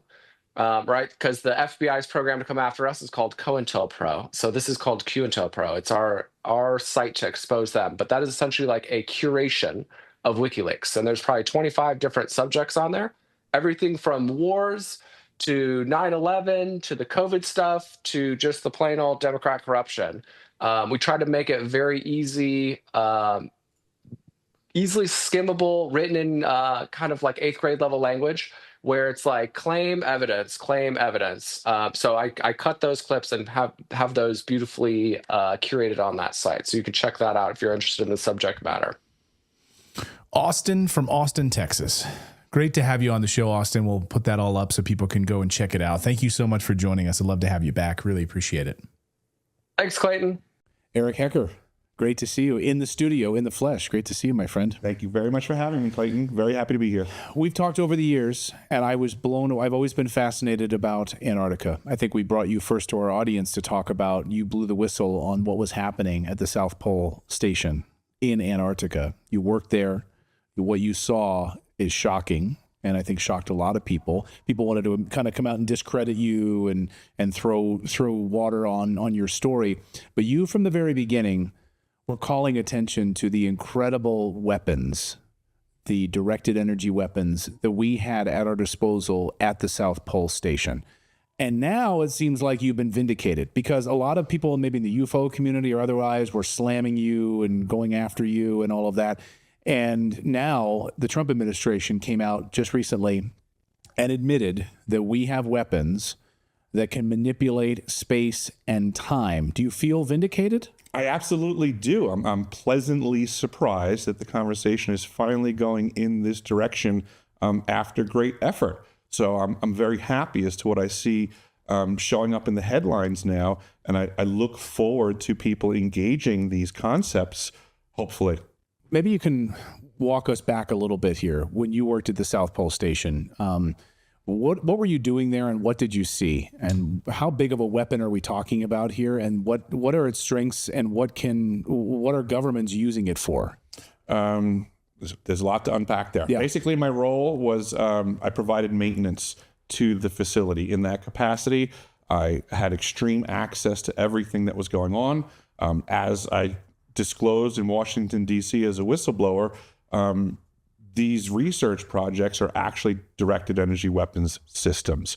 I've been trying to get people to pay attention to the high level of technology that's being hidden from us.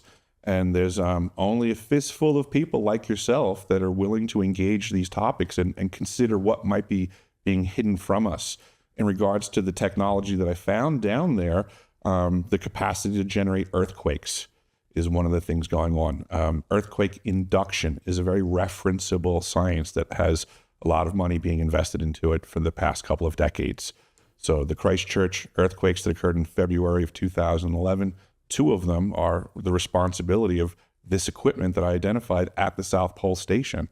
Is the New Zealand government aware that this was caused by the equipment and the machines at the South Pole Station? As the New Zealand government demanded retribution, said, you guys literally destroyed one of our cities. I mean, has there been any, or are they just sort of hands off? Not to my knowledge. Nobody from the New Zealand government has ever reached out to me. Technically, I have been interviewed by other podcasters and such from New Zealand, Australia, folks that are in the vicinity and question, American tactics, but there does not seem to have been any response from the government. And I understand it was an accident. When they did the testing of the equipment, it was not meant to happen? That's what I was initially told, but I questioned the veracity of that as well, with consideration to an email that was apparently released or leaked from Hillary Clinton that was shortly after the event in Christchurch. And I'm paraphrasing, but she had written something to the point of, great that the earthquake occurred and on cue. That was the weird part to me. So it was like... And on cue. And on cue. Man, that woman... How many... The body count is large for that woman. So can maybe... Just to paint a picture, when you're at the South Pole Station, because it's very hard for many of us to wrap our heads around. I appreciate that. Of being in Antarctica. So maybe walk us through, like, when you arrive there, what does this facility look like? What do these weapons look like? What part of the building are the weapons in? Are they underground? Is there a big control center? I picture like a Dr. Evil just sort of sitting there on a throne, now launch it against Christchurch. But can you walk us through exactly what it looks like? And Absolutely. The elevated station was a relatively new structure when I arrived. It was going from construction to operations and maintenance. And everything does kind of look somewhat spacey when you're in that environment. Like it's like being on Hoth in Star Wars. Yeah. That's the backdrop. Things look newfangled and high-end construction because they have to fight the elements so much so. And the elements are ruthless. When you talk about cold and wind and lack of oxygen, you're heartily taxed just doing anything in that environment. But with that being said, upon, initial pass through and stuff and to the general public who simply just goes from compartment to compartment and has limited access, it looks very benign. And yes, the vast majority of the functioning components are embedded in the ice. So there's really nothing to see. The DOMs, 5,160 of them, basketball-sized type items, they're embedded in the ice in a 1 kilometer by 1 kilometer by 1 kilometer array, so you can't see it. DOMs? The DOM's about a basketball-sized device that's embedded for the primary purpose of the detecting of neutrinos, but then the secondary aspect is the ability to also transmit which adds up to very high power levels and in the form of what appears to be a phased array transmitter. Again, plenty of stuff referenceable on this. Basically, the IceCube neutrino detector array is like another level of magnitude of what we know the HAARP array systems to be. So the HAARP array sits on the surface of the Earth. It has length and width and is a phased array in and of itself. This just adds depth to it. So it just gives it more magnitudes of capacity for whatever they're doing with it. And whatever they are doing with it is going to get worse because they're currently slated to make that facility, the neutrino detector array, 10 times bigger. Where? There? Right there. That facility is going to be expanded upon. Now, when you were there, you were working for a defense contractor. Yes, sir. Raytheon? Raytheon Polar Services was the subsidiary under Raytheon. Why does a defense contractor need to be at the South Pole Station? One of my biggest questions is it goes from Raytheon to Lockheed Martin to PA. Like, why is it always people that manufacture and operate weapons systems seem to get these contracts? There's plenty of other contractors out there that provide the necessary services, but don't make weapons. I don't know why they wouldn't get the contract.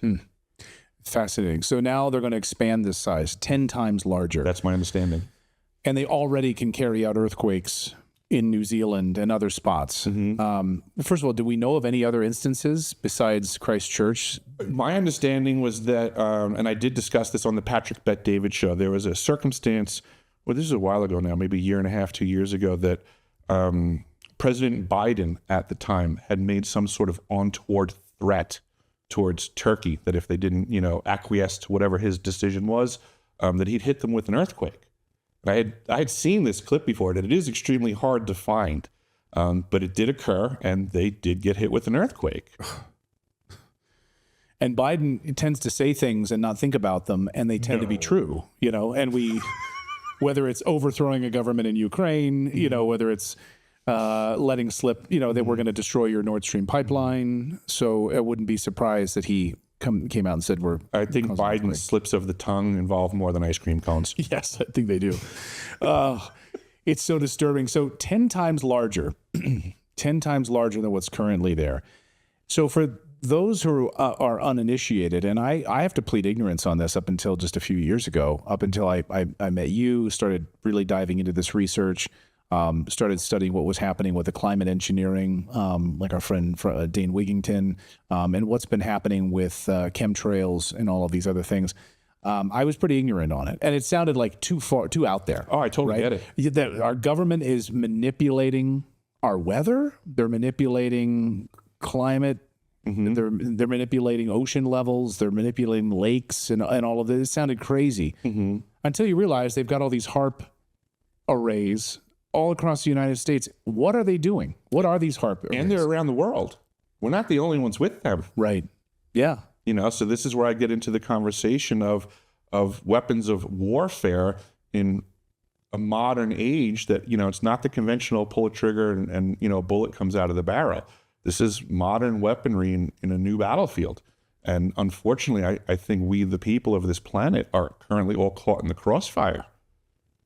It's not the walking wounded of old in the conventional warfare where, the battlefield is over there and we send our troops over there and it's an attrition of resources. The first one to run out of resources loses in that, logistics chain of the battlefield being over there. I think they've circumnavigated the relocation of the battlefield. I think they no longer bother putting the troops in uniform and sending them over there. And now the same activity, which is effectively, outlasting the resources or infrastructure of your enemy, I think they're just attacking them directly now instead of, indirectly through the battlefield being remotely located. We're just going directly after resources. We're going directly after infrastructure, and we don't see it going on as people in the battlefield contemporarily. Do we tell them that we're doing that? I mean, or they could just think it's an earthquake. To me, in a battle, you're letting them know your strength, right? You're letting them know that we're a strong superpower. And so if you do this, we've got President Trump the other day just said we have these incredible weapons. Correct. So is that we're not going to tell you what these weapons are, but if you mess with us, you may end up with a city that's been destroyed. Correct. And I think these are the types of conversations that, occur publicly, where there's a face to the conversation. At face value, it means this. There's other people paying attention to those conversations. And I think, just like the systems at South Pole Station, there's primary, secondary, tertiary.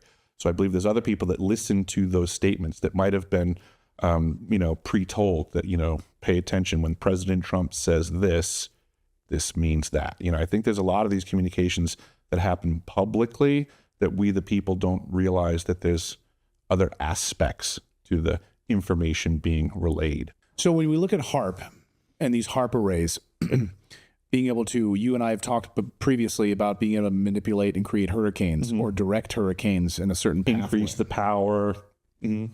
And why certain cities are completely untouched, where there's a HAARP array nearby, or, all of that, right? So am I wrong about that? Or no, it seems to be the case is that, if people pay attention to the energies in weather systems, there's a lot of people that find, these next-rad radar systems also seem to be able to apply their energies to either enhance or redirect storms or stall them. I mean, I don't know if you remember the news for 9/11 event. Do you remember the weather in New York just before 9/11? There was a hurricane inbound to Manhattan, and then it stalled off the coast and stayed there so that it was crystal clear for 9/11. And then it actually went back out to sea. It changed direction. Well, it's remarkable. I didn't, or what happened in North Carolina, what happened with these recent rounds of storms, and you can see unbelievable weather data about these things going in directions that they would never go. Yeah, the weather's doing things that it would never have done before. Nobody could have predicted the North Carolina event because according to weathermen, that's not possible. So that's one application, is the controlling of weather, manipulation of that. What's the good application of these HAARP arrays? Like the people that would work for them or work on them, what would they say? Oh no, that's conspiracy theory stuff over there, manipulating weather. What we're doing with the HAARP arrays is this. Well, according to the HAARP arrays, for ionospheric research. Oh. Very benign stuff. This is how it's ionospheric research. What they leave out of the statement, technically, I mean, everybody's concerned about global warming. How many people are aware that another term for HAARP is an ionospheric heater? It heats the atmosphere. They're using the HAARP arrays to heat the atmosphere. That's one of the science aspects, is they actually heat the atmosphere, and it can make a bubble. So picture the ionosphere being a sphere to begin with. But then when you heat a particular area, it makes almost like a spherical tumor. And then off of that, they say that they can bounce signals through that bubble, okay? So now the research I've done is what they say is that the atmospheric heating to create the bubble takes a bunch of time. But once it's there with tension, so to say, when they release the energy that built it, apparently that ionospheric bubble snaps back into place and technically exerts energy. Like some sort of a big... just a snapback. Yeah. That it takes a while for it to come this way, but that the return is rapid and provides an energy release. So these, you have to look at the world differently. It reminds me of those things as a kid that I had, the little pop-ups. They were like the rubber pops, and you'd push the one side, you set it on a table. Yes. And then suddenly, after 5-10 seconds, it go...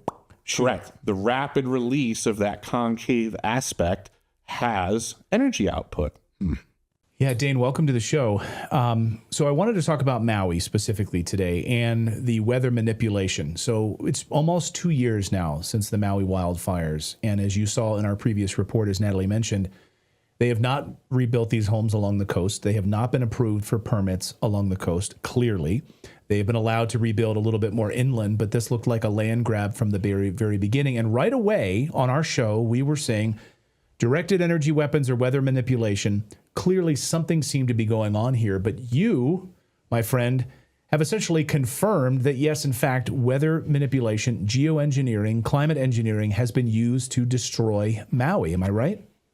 There's no question about that, Natalie and Clayton. Thank you for your exceptional reporting on the permit and property debacles that go with this, the agendas and objectives being carried out. In regard to what happened in Lahaina, there's nothing natural about it.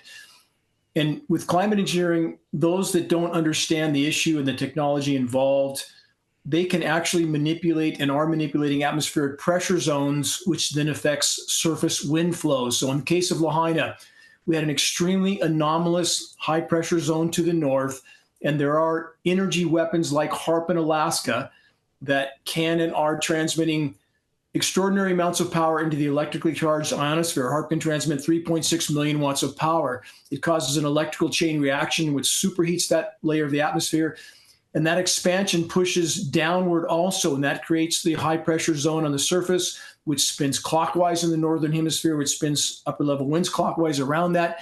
So picture a clockwise spinning rotation north of Lahaina. South of Lahaina, we had a counterclockwise spinning, a very anomalous low pressure zone also being manipulated.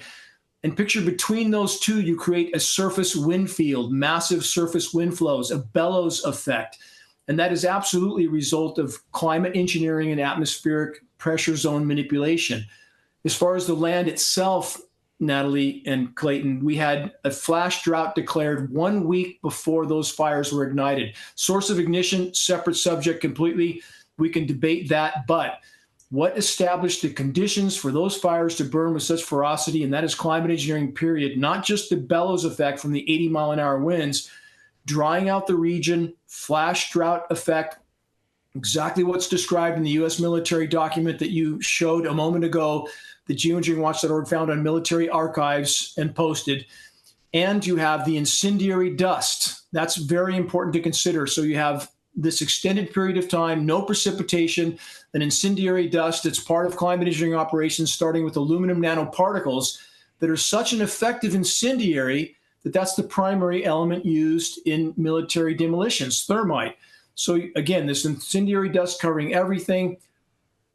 Effect, it's like a fire effect. Starter? Is that what you mean? It was already in place. Once ignited, Natalie, yes. Yeah. I mean, again, This is a military demolition capable of creating extraordinarily hot temperatures. And when you add that wind, the surface flow, it's a bellows effect that creates much hotter temperatures. Every condition that was there in Lahaina is absolutely directly attributable to climate intervention operations, AKA weather warfare, period. So what's amazing to me, I'd never heard, and I know Philip is probably itching to like jump in and ask this question or ask questions too. And Philip, jump in when you want. But I've never heard of a flash drought. Usually, to me, that's it's like something that builds up over time. Like we've had 3 months now of no rain. That's not a flash. So I have heard of flash flooding.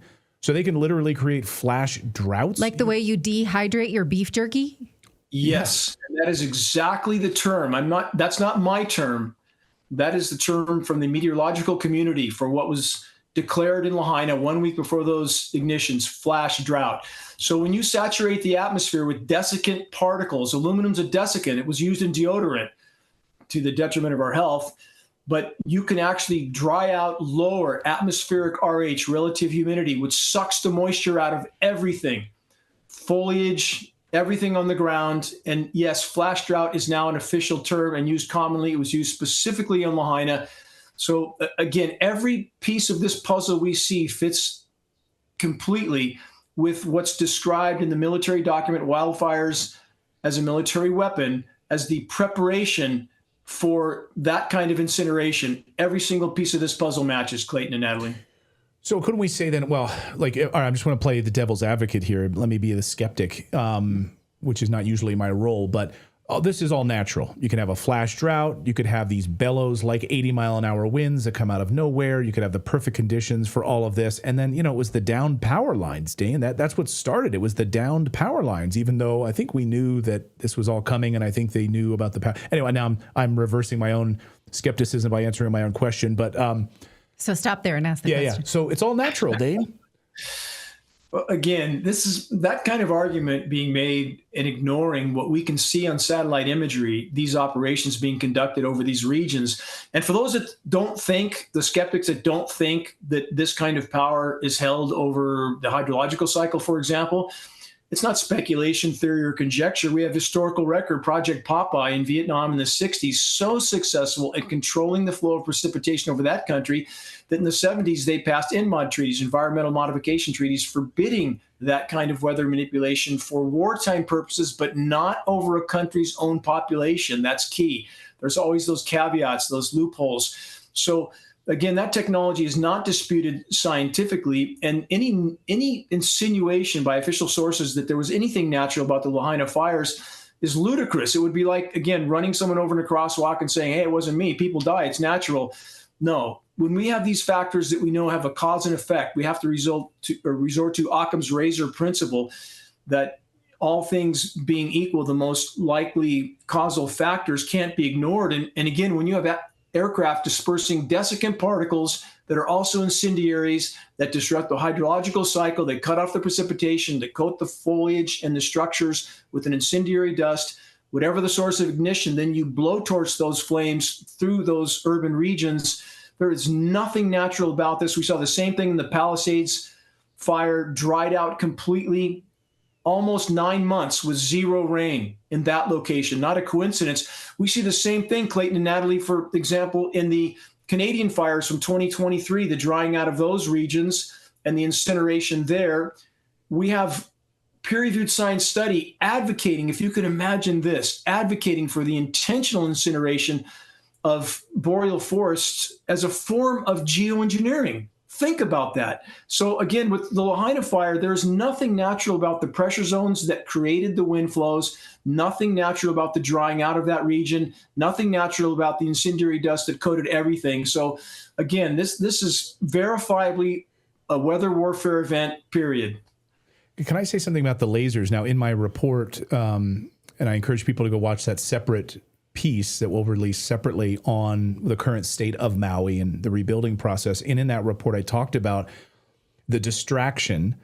There was so much, I think, and maybe this is a sort of a look over here, not over here kind of thing on the lasers, the idea of using directed energy lasers to ignite these fires. You think, I don't want to put words in your mouth, but do you think that's a total distraction and takes away from the real story, which is the weather modification piece of this?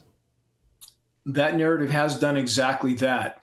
So am I saying that directed energy weapons don't exist? No, I'm not saying that. They definitely exist. And especially when we look at, and many people don't associate installations like HAARP in Alaska, which is an ionosphere heater. And there are many around the globe. There's another in Antarctica, and you guys have covered that, I believe, as well. That is a directed energy weapon, but not of the type that many people construe in relation to Lahaina, for example. So if we look at current technology, could an airborne platform actually ignite something on the ground? Yes, that technology definitely appears to exist. And if we look beyond that, once there's smoke in the air, or if there's any other type of cloud cover also obstructing a surface to ground trajectory, laser anything doesn't work, can't work. That's why the laser targeting in, for example, the Middle East can't work if there's any sandstorms or anything else. You cannot have obstructions.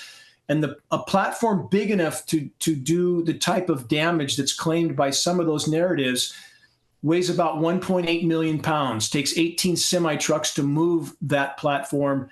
That's not flying. So again, what we're trying to get people to focus on, again, is not a denial of very technologically advanced weapons that could be used under some circumstances. What we're trying to point out is that we have other forms of these weapons, like ionosphere heaters, that are creating the pressure zones. Again, the high pressure to the north of Lahaina, the anomalous low pressure to the south. Between you have this blowtorch wind field. That is, in fact, a form of directed energy weapon that's being used to manipulate the pressure zones. And the actual jet aircraft aerosol sprayed dispersions that have been occurring for weeks and months over a location like Lahaina are core to this issue. They establish conditions on the ground, a template with which, once there's an ignition source, Clayton and Natalie, there's an unstoppable, catastrophic, completely unnatural blowtorch scenario. That's what happened. Okay. Well, yeah, I think Philip has a question. Go ahead, Philip. Oh, no, yeah. Well, I was just going to say, if you can create those conditions, a Zippo would take care of it. You don't need a laser. You know, it's like if you can create the conditions. Yeah. But like, so my question, because last time you were on, Dane, the Clayton and I were talking about afterwards, and it's the thing that like I can't get over mentally is the why. So if you have people that have this ability, like the capability of manipulating the weather, and they're dropping the aluminum nanoparticles everywhere, like they're poisoning the soil, they're basically making the earth unlivable for humans. So it's like the why ends up being like, you know, do they want to be kings of a graveyard, but how are they going to survive? Like that's the thing that, like, what is the motivation behind it? Is it just ignorance, or is there like, I just don't understand the why? That's such a key question, Phil. Thank you for asking. And yes, it's doing everything you described. In fact, the ubiquitous contamination of the planet with bioavailable aluminum nanoparticulates is sterilizing everything, soils, root systems. That's why every time the wind blows, you see trees tipping over now, because the root systems are dying off, just like the crowns are dying off. They're destroying the ozone layer. So few talking about that issue. That's an immediate existential threat by itself. No, it hasn't gotten better. No, it's not the hairspray cans. Climate engineering is the core causal factor for ozone destruction, which is, again, part of the drying out of Lahaina as well. So why would, quote, they do this to themselves? Because we're not dealing with sanity. We're literally not dealing with sanity. Why would they, the same they, ultimately those who print the money, that's who's at the top of this food chain, why would they detonate hydrogen bombs in the magnetosphere? Project Starfish Prime, Project Fishbowl, they thought it could collapse the entire atmosphere. Did that stop them? No. There's no dealing with insanity, and the psychoanalysis of those in power reflects a common thread, and that thread is this, quote unquote, from the manual: a near total lack of comprehension as to the consequences of their actions, even to themselves. Does an addict care the next fix might kill them? No, they don't. They do it anyway, and we're dealing with the power addiction here. They're not going to let go, and climate engineering, aka weather warfare, is the crown jewel weapon of the controllers, the weapon with which they can and are bringing populations to their knees. Without those populations ever even knowing they're under assault, they blame it on nature. Perfect question, Philip. Thank you. I mean, and it's almost like, Philip, and maybe I'm wrong, but like, it's almost like the idea of like, you went to McDonald's, you got a big bag of McDonald's, and you're done with all the garbage, and you just throw it out the window. Like, it's like a small microcosm of the larger destruction of the planet. Like, they don't see that if I kept doing that every day in my neighborhood, my whole yard would be filled with garbage, and they don't care, because that's how they operate mentally. There's other aspects of this. Oh, I'm sorry, Phil. Go ahead. No, that's okay. I was just gonna say it's as if they just, like, the whole plan, like the master plan, is just to be the last ones left, as opposed to, you know, like, yeah. Yes, that's true. And also consider that this is the paradox, that they are also using climate engineering. This is a very important component of these operations, to mask some of the damage done, much of the damage done, by ramping up the operations that caused the damage in the first place. And here's an example of that. When we were having, again, and I think we've discussed this before, snowstorms in New Orleans and Florida, while it's above freezing and raining in the whole polar region in the Arctic, that confuses and divides the population as to the true state of damage done to the climate already, much of it from climate engineering operations. So again, that paradox of using the same operations that caused much of the damage in the first place to try to mask some of that damage in an ongoing scenario so that they can continue to use this as a weapon. We have a military document titled Owning the Weather in 2025. That's a very interesting document to add into this equation, because this has been and is a goal. And if they could control the cloud layer in 1962, as Lyndon Johnson stated on film on the record, it's the first 30 seconds of our weekly GeoEngineeringWatch.org commercial-free broadcast. He who owns the weather controls the world, or he who controls the weather controls the world. How far have they come since then? So again, we have so many layers to these operations. We have winter weather warfare, engineering wildfires, engineering drought. They can bring populations to their knees without those populations ever even knowing they're under assault. That's exactly what's occurring. So you would say with 100% certainty, any doubt in your mind that what happened in Maui was intentional and carried out with weather manipulation? Zero doubt. And we can back that up with data. There is nothing natural about those events. What set the template for those fires to burn with such ferocity? Again, source of ignition, separate subject. But in regard to what established the conditions for those fires to burn with such ferocity, that is absolutely a core cause of climate engineering, period. So what happened to the land in Maui after the wildfires? How much of that land was sold off to investors on the mainland? What about the directed energy weapons used to cause the fires or start the fires? What is the official line from the government, and why we should all just like look the other way? Why are so many households still not rebuilt and living in temporary housing? And how many people have now died as a result of this entire process? Michelle Melendez is the author of Great Maui Land Grab: What Caused the Maui Fire, and Is Your Home Next?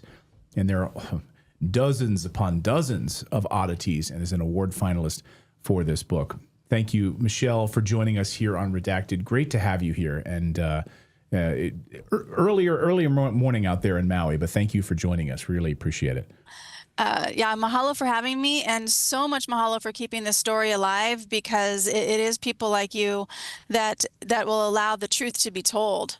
And what's actually happened after the fire is horrendous, and most people don't even know what's actually been going on over there. So I actually live on the big island of Hawaii. Maui is a sister island to us. It's about 60 miles away.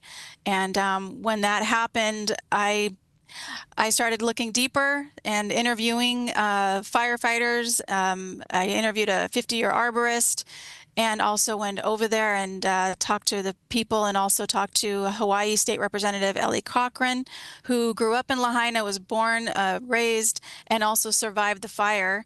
And she's the one that actually contacted the Maui fire chief and asked him the day of the fire, when the fire was happening. She called the Maui fire chief, who was off island, and asked him, should I evacuate? And he said, why? He said, why? She said, there's a fire in Lahaina. So the Maui fire chief was not even told of the fire that was happening. He called her a couple minutes later and said, yes, evacuate. So that's how, thank God, she survived the fire.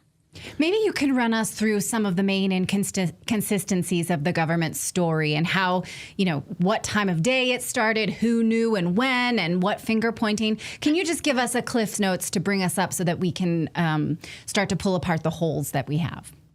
Yeah, so the first fire started at like 6 a.m. in the morning, and supposedly it was put out all the way, which I think it was. I think it really was put out all the way. And then the rekindling started at like 3 p.m. And then 6 p.m. at night, the fire's going. It's fully blown going. Lahaina's burning down.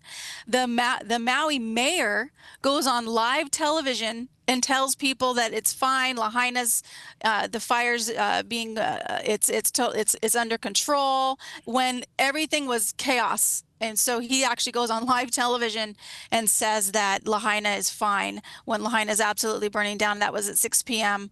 I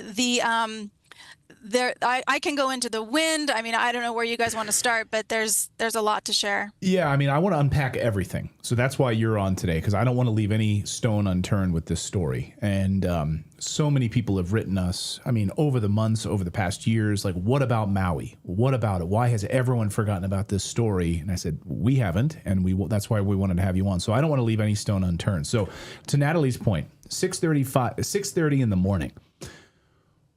Their official story is it was electrical wires. Maybe we can just start there and then kind of unpack the day.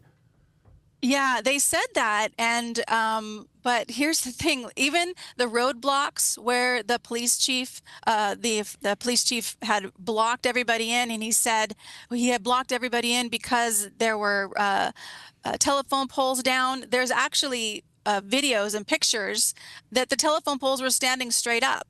And one of my friends who survived the fire, she got out and she actually had to tell her daughter, go around the policeman, go around the police blockade. She was one of the last people to get out in this one area. And I said, were there any telephone poles down? She said, no. She said there was no telephone poles down. And she said that people just weren't going around the police blockades when they should have been, and that would have saved them.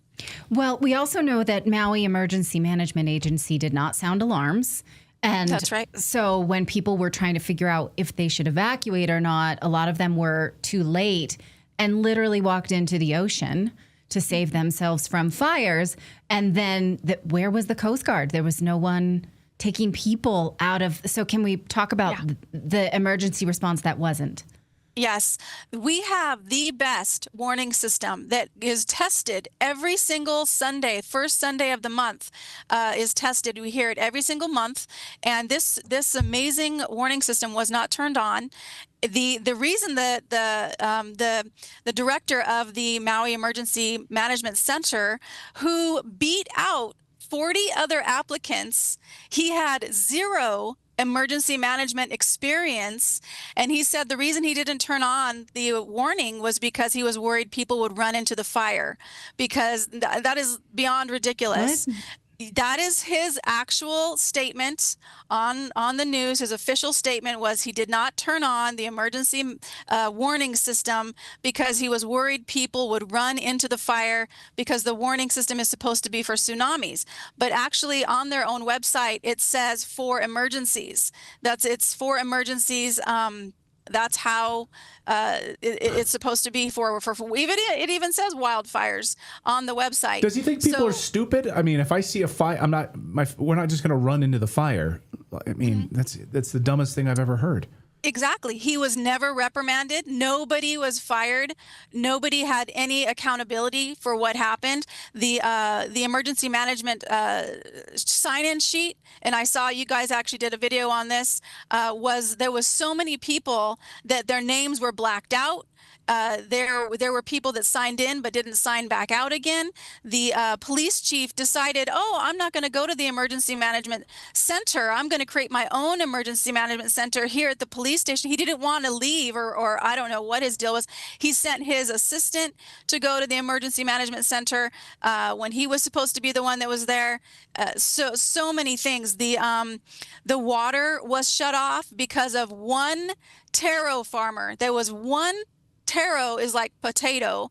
One farmer that had the water going toward his farm, and the water was turned off. They said that they needed his permission to get the water reverted back to Lahaina. And by the time they had that permission, it was too late. The town was gone. And yes, people were going into the water. There have been locals. They will not come on to and say this officially, but I do have a friend from Molokai. So it goes Maui, Molokai, and then Lanai is right in front of Lahaina. Right in front of Lahaina is Lanai. So if anything goes in Lahaina in the water, it usually hits Lanai before it goes out to the ocean. And he told me that there were bodies that were washing up on Lanai, and that people were that there were bodies that were washing up. He would not say that officially on record on the video with me, but he did tell me privately. Oh, now talk about the electricity. So power lines, that's what we heard, right? The power lines, that's what sparked this initial blaze at 6:34 in the morning. Are there any inconsistencies with that? And I guess maybe this is where we get the question of directed energy weapons at that level. Yeah, absolutely. So they did show a telephone pole that had been burned and damaged. But the thing with this fire that you have to understand is palm trees stayed up. Palm fronds stayed fine, stayed fully intact. Trees didn't burn. In fact, if you want to go to, there's a video or a picture that I have of a vehicle, and the engine block is melted out. We've seen these vehicles all over the place. And yes, that's the one. This was taken from Maui Community Investigates. And look at that. This is impossible. How in the world does a home turn to white ash, no refrigerator, no stove, no toilet? The glass is melted out. Glass melts about 2,400 degrees. A regular wildfire burns about 1,200 degrees. Does not melt out an engine block, does not melt the aluminum off of wheels like that. And yet the palm trees are still standing up. That's absolutely impossible. And so I asked the 50-year arborist, Robert Bram. I actually did a video with him, and was one of the first videos I did on the fire. And I said, how do trees not burn? I said, this is a fire. It's heat. How does it not burn a tree? And he said, Michelle, the chemistry of the fire doesn't recognize the organic material. The chemistry, it was a different chemistry, a chemical fire. And how do microwave frequencies cook your food? They cook the water. they heat up the water inside your chicken breast, but the chicken breast doesn't burn up, doesn't turn into ash, but it does heat up the water. This is why he said trees that didn't burn should have, and the trees that should have burned didn't. He said the trees with the most water should not have burned, but they were the ones that did burn because the water was burning. This is why you have pictures of trees burning from the inside out. I mean, and this is also still happening. Look at Israel with all the trees that were burning from the inside from there. There's pictures of the trees burning that I sent you guys. One from Sonoma County. This was a Tubbs fire. This is from the Tubbs fire in California, 2017. And this is burning from the inside out. The only way, this is Maui. This was a thumbnail on our CR Channel 3 News for months, and now it's gone. That's another reason I wrote the book, Great Maui Land Grab, was because I knew if I didn't document these and take them off the internet, these pictures would be gone, and they're absolutely gone. So greatmauilandgrabbook.com is that website. There's also a picture from the LA fire that has it's what is this? Like, what in the world? There's I don't even have any words right now, because all of a sudden there's just the fire just goes right in the middle of the tree. Somebody from LA sent me this picture, and that's when I was like, I have to do this. The book I have is the 4th edition, because it includes 21 LA fire oddities, because that's the exact same attack. We have been attacked. The American people have been attacked, and they're not talking about it, because we don't really know who is really pushing the button. But they have this technology. There was a Direct Energy Weapons Acquisition Act of 2016. You guys, I sent you the picture of that. This was the Defense Department had spent since the 60s, since the 1960s, the Defense Department has spent over $6 billion on the Direct Energy Weapons program. And then in 2016, this was a bill passed through Congress, and Congress took over the Direct Energy Weapons program, and people's tax dollars have helped fund it and brought the Direct Energy Weapons program to fruition. And there are thousands of patents for Direct Energy Weapons product or program or machinery that actually does direct energy weapons. And when I first started looking this up about direct energy weapons, there was actually a lot of individual patents for directed energies, but this definitely has the symptom that this is not normal. You don't have a house. Like, I live in the Big Island. We had a fire in one of our buildings in a small town that I live near, and the building didn't turn to white ash. It was a second floor, and it was black soot. It was black soot. The glass was still there. It was a regular fire. You do not have a fire where houses turn to white ash. And I'd love to show the Tubbs picture and then the Paradise picture that I sent you guys. The Tubbs picture in 2017, this is exactly the same thing. It was an attack on the people. The houses are white ash, and this is Paradise. That's Tubbs. Look at the trees. You see the pine trees. Look at they're not burned. They should be black sticks. That's what should be left. And the houses should be black soot. There should be refrigerators left, but all the houses are white ash. That's impossible. Yet the forest is still there. That's why they call it a wildfire now, because it's not a forest fire. The forest doesn't burn. And then the next picture was Paradise, and this is a mobile home park that burned. Where did the fire come in from? Like, where's the line that shows the fire burned all these trees and then burned these homes? There's no line. The pine trees are still completely up. My mom lives 20 minutes from Paradise, so I actually went to the Paradise Fire 2018 that Christmas and saw this for myself, and I was blown away. I was like, how do you have homes turn into white ash? It's like people forgot how a fire burns. And this is not normal. This is an attack on the people, on Americans. You know, one thing that stood out to me is that just a few weeks before the fire in July of 2023, Governor Josh Green declared a state of emergency over Hawaii's housing crisis, which gave him extraordinary powers over housing permits.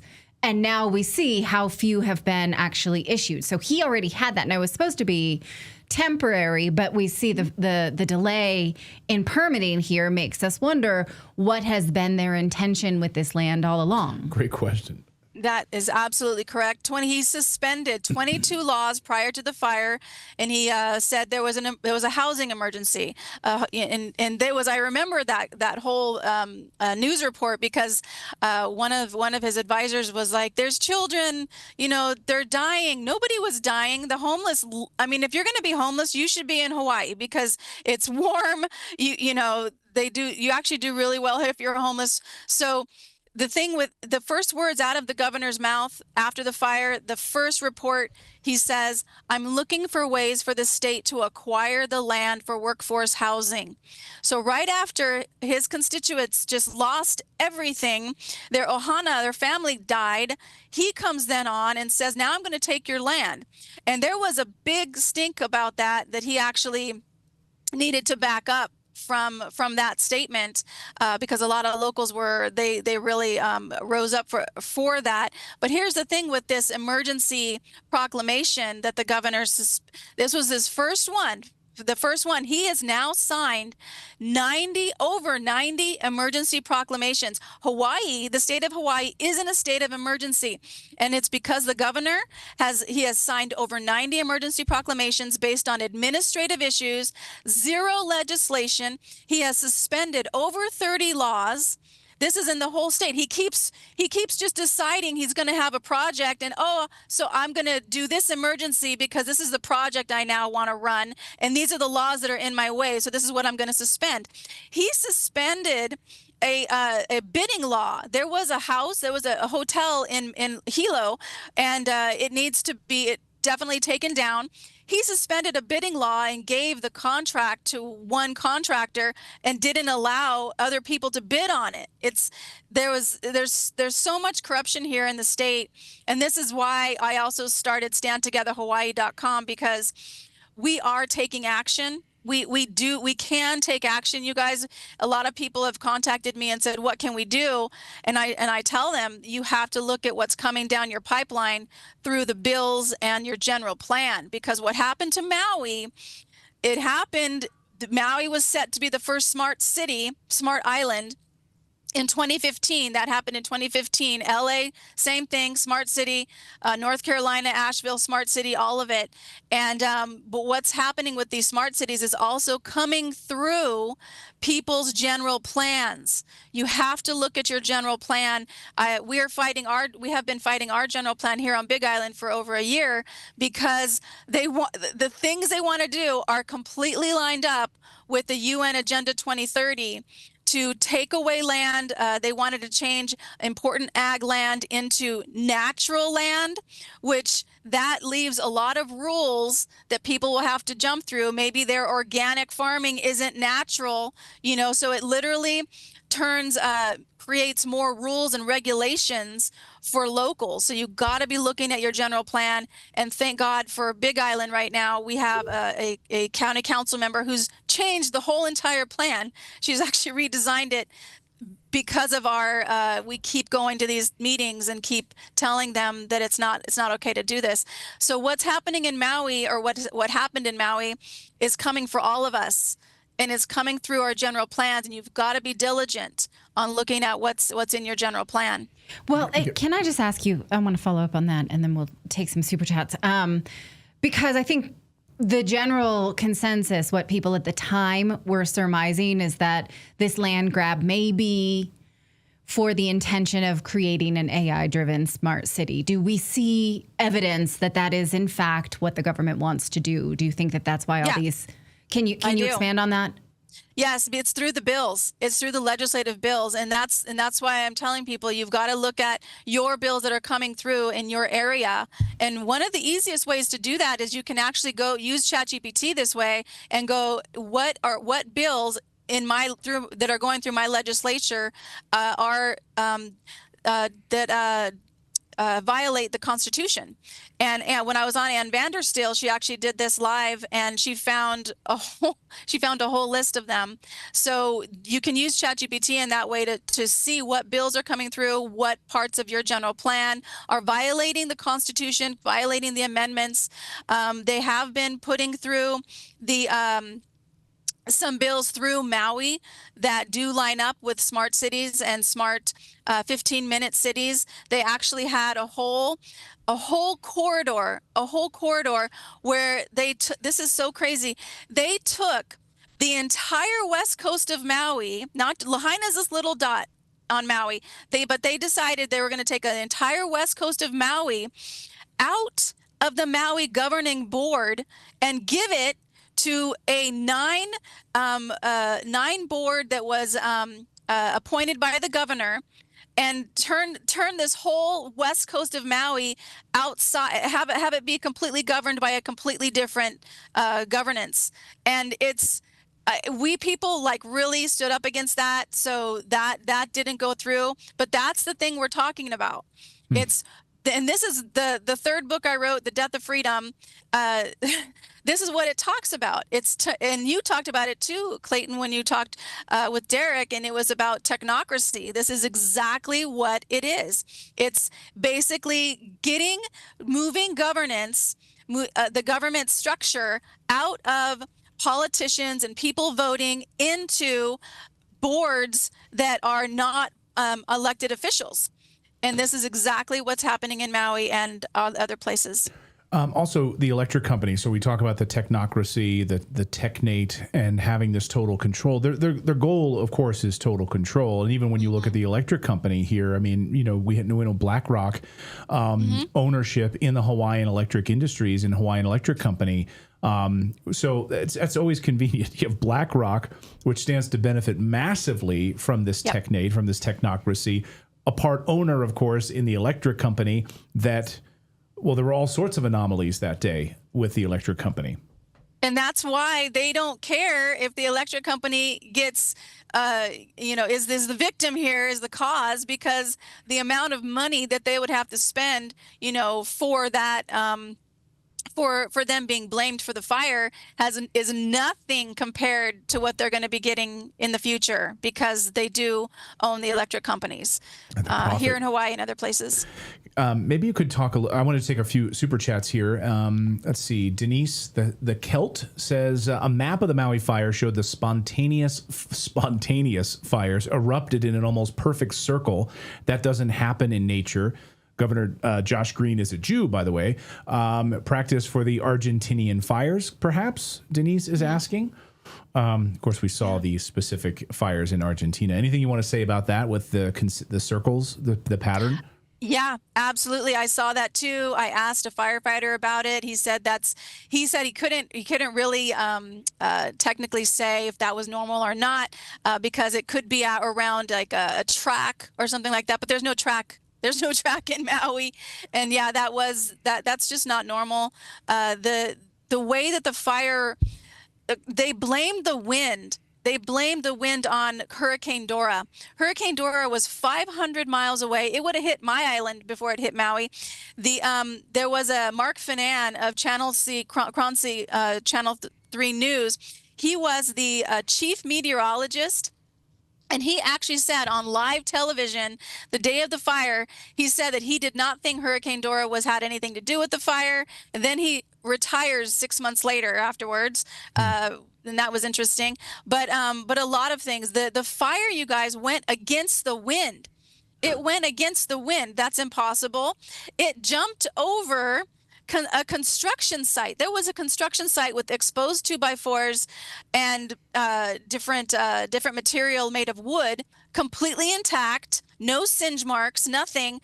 And then what it did was it jumped over and it melted the cars in the parking lot next to the construction site, all the trees still standing.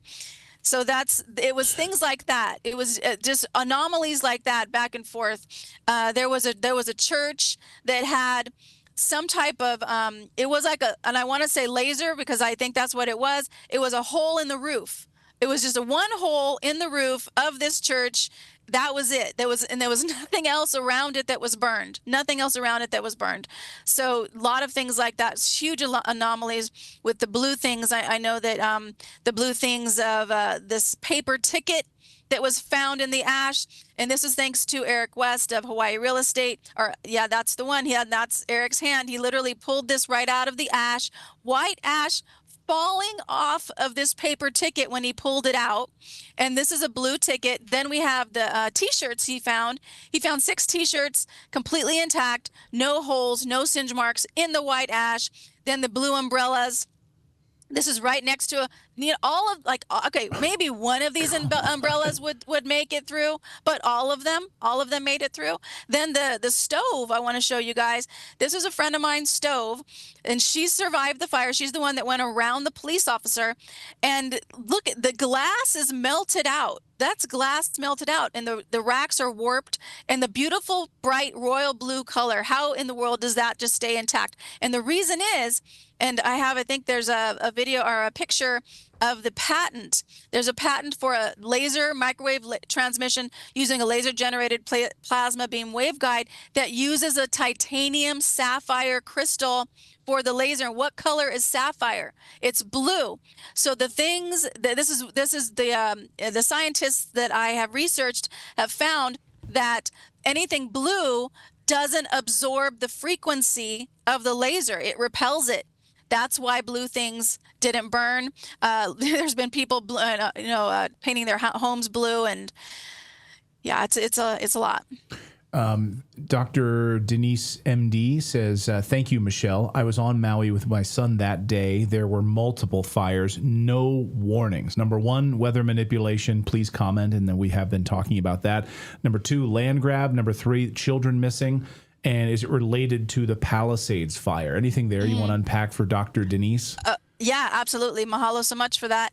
The weather, I actually have sent you guys the Weather Modification Act of 1976. This was an act that was put through Congress that was for exactly that, weather modification.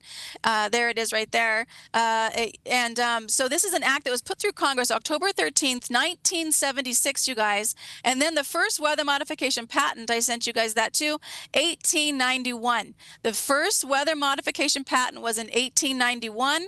This is a patent to produce rain. This was for, in my belief, it was for Operation Popeye. But the biggest thing I want to share here, 1891, over 100 years ago, the very first weather modification patent. People don't realize that this has been happening for a very, very long time. Operation Popeye. I should point out Operation Popeye, when they first rolled that out, like, it was a kind of a disaster. Like, it did not go so well. But do you think that they gave up when they've realized they could actually create snow? I mean, no, they literally took it and ran with it then. Mm-hmm. Yeah, absolutely. They did use that over Vietnam, and the soldiers actually called it Operation Mud because there was a lot of mud there. And then I'll show you the pictures. The first picture of the linear clouds. So the day before the fire, there were these linear clouds that went to the Hawaiian Islands. This is a satellite picture, thanks to Bruce Douglas of Maui Community Investigates. Went to the Hawaii Islands, but didn't go past them. Do you guys see any clouds passing the islands? None. There's linear clouds going to the islands, not passing them, just stopping right at the islands. A friend of mine who works for National Security happened to be flying over Maui this day, and she said she saw square cloud, blue sky, square cloud, blue sky for miles long. And there is a HAARP dome. There is a HAARP dome on Maui. There's also one, I'm sorry, not on Maui, on Oahu. And then there's one on Big Island that's north of us, that Maui sits right in between those two HAARP domes. And HAARP, high intensity frequency, the whole thing is escaping me right now, but it literally heats up the ionosphere, and then they turn it off. And then they heat it up the ionosphere and they turn it off.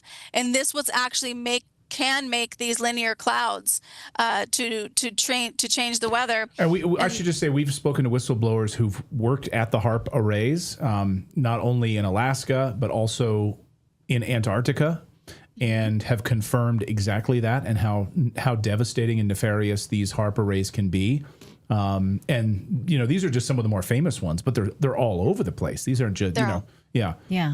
I want to ask. Go ahead. Oh, go ahead and respond to that, and then I want to. Oh, I was just going to say there's a HAARP dome north, and there's also one south. We have the big island could fit all the islands in this one island. So they're both there. There's one on the north side of the big island, and there's one all the way south at South Point, the furthest south of the United States that you can get. So it's and you're right, they're everywhere. Now, there are times when I'm like, man, this is all so crazy. It could have just been something. It could have, right? And then there are pieces of it, such as that governor proclamation and these blue items that I'm like, no, it can't be. One of the things that sticks out to me that just tells me there's got to be something there is the Maui police chief at the time, John Pelletier. Is that how you say his name? Yep. That's correct. The fact that he was the police chief in 2017 Vegas during the Las Vegas shooting, and that story is full of holes, makes no sense to anyone who studies it. And then he moseys on over to this event, and again we have a story that's full of holes. So what questions can we draw from that? So you guys, they had to change a law in order to get him to be able to be the police chief. There was a law where you had to be a resident of Maui for a year, and they changed that 6 months prior to hiring him. So you had to be a Maui resident for 30 days, and then you could be the police chief. So many holes with this man. He was actually taken to the police commissioner because for harassment. There were 8 different people that had submitted complaints against him to the Maui Police Commissioner, and all of them got dismissed. All of them got dismissed, saying that there wasn't enough evidence, even though there was like video and audio of this man being literally saying he would fillet anybody who didn't do what he said, basically, but his words were fillet. That was actually out of his mouth. Then, you guys, this is something that not a lot of people know. There was mishandling of human remains after the Maui fire. After the Maui fire, they allowed recruits to pick up human remains, and they were putting human remains into the same bag. So you're supposed to have a GPS where you found a human remain, and it goes into one bag, and it's supposed to be tracked. And the GPS, it wasn't even tracked till 2 or 3 times after it moved. And some people aren't sure if they have the right relative. And I really hate to say this breaks my heart. They're not sure if they have the complete relative. This man who worked for the Maui Police Department for over 12 years, who was the main guy who would go in to pick up human remains, he was not asked to do this job he's done from the Maui Police Department for 12 years. Instead, they had the recruits. He actually complained to the police commissioner against the Maui police chief for doing this. He actually had sent the Maui Police Department the entire protocol for picking up human remains and how you're supposed to do it. And he said he was so kind, like there was a whole news report on this, and he said, oh, he just thinks it was misunderstood. And I'm like, it wasn't misunderstood. So he takes the police chief to the police commissioner. One of the police commissioner attacks him, verbally attacks this man, and says, you have a complaint. You don't like the police chief, and that's why you're doing this. Why are you doing this? You are not respecting our healing from this tragedy. He's literally attacked by one of the police commissioners for taking the police chief and complaining about the fact of mishandling of human remains after the Maui fire. And this is another reason why the death toll is absolutely ridiculous. There's just no way 102 people died from that fire. I want to talk. So many people have been asking about the children. This is a story at the very beginning that I think maybe was was not correct, or at least the number of children missing. They were found later. So maybe you can unpack this piece of the story for us. And I know we have some images that you've sent as well on the children piece of this. Yeah, so you can bring that up. This is the enrollment from the Lahaina Luna School Complex. Before the fire, there was 3,001 children that were enrolled in the Lahaina Luna School Complex. And then after the fire, 538 re-enrolled into that school. And then 438 did private school or another school. 2,025 children did not re-enroll. So we have asked the Hawaii Education Department about this. Paul Preston, who is actually, he's the mayor for the New California State.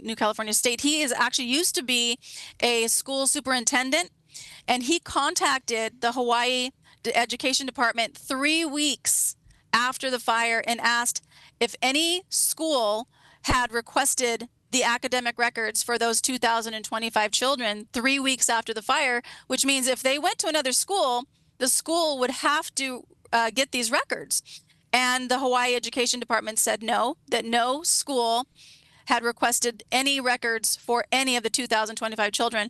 So I have heard of the buses. I didn't want to put anything in my book that I absolutely 100% couldn't verify. So here's the thing. We have talked to a lot of locals, and they're saying no, that no children were all the children have been found. So it's one of two things. Either entire families died together, which we do know happened. Ellie Cochran, the state representative, said that a family of 10 people died just blocks from her house. The entire 10 person family, all of them passed away in this fire. So either all family members died because, again, why aren't parents or grandparents or aunties and uncles, screaming out about this, or there was not that many children enrolled to begin with. So possibly fraud on the Hawaii Education Department. Possible. Interesting. Yeah, possibly that. Because I'm going, I had the same question too. Where's the 2,025 children?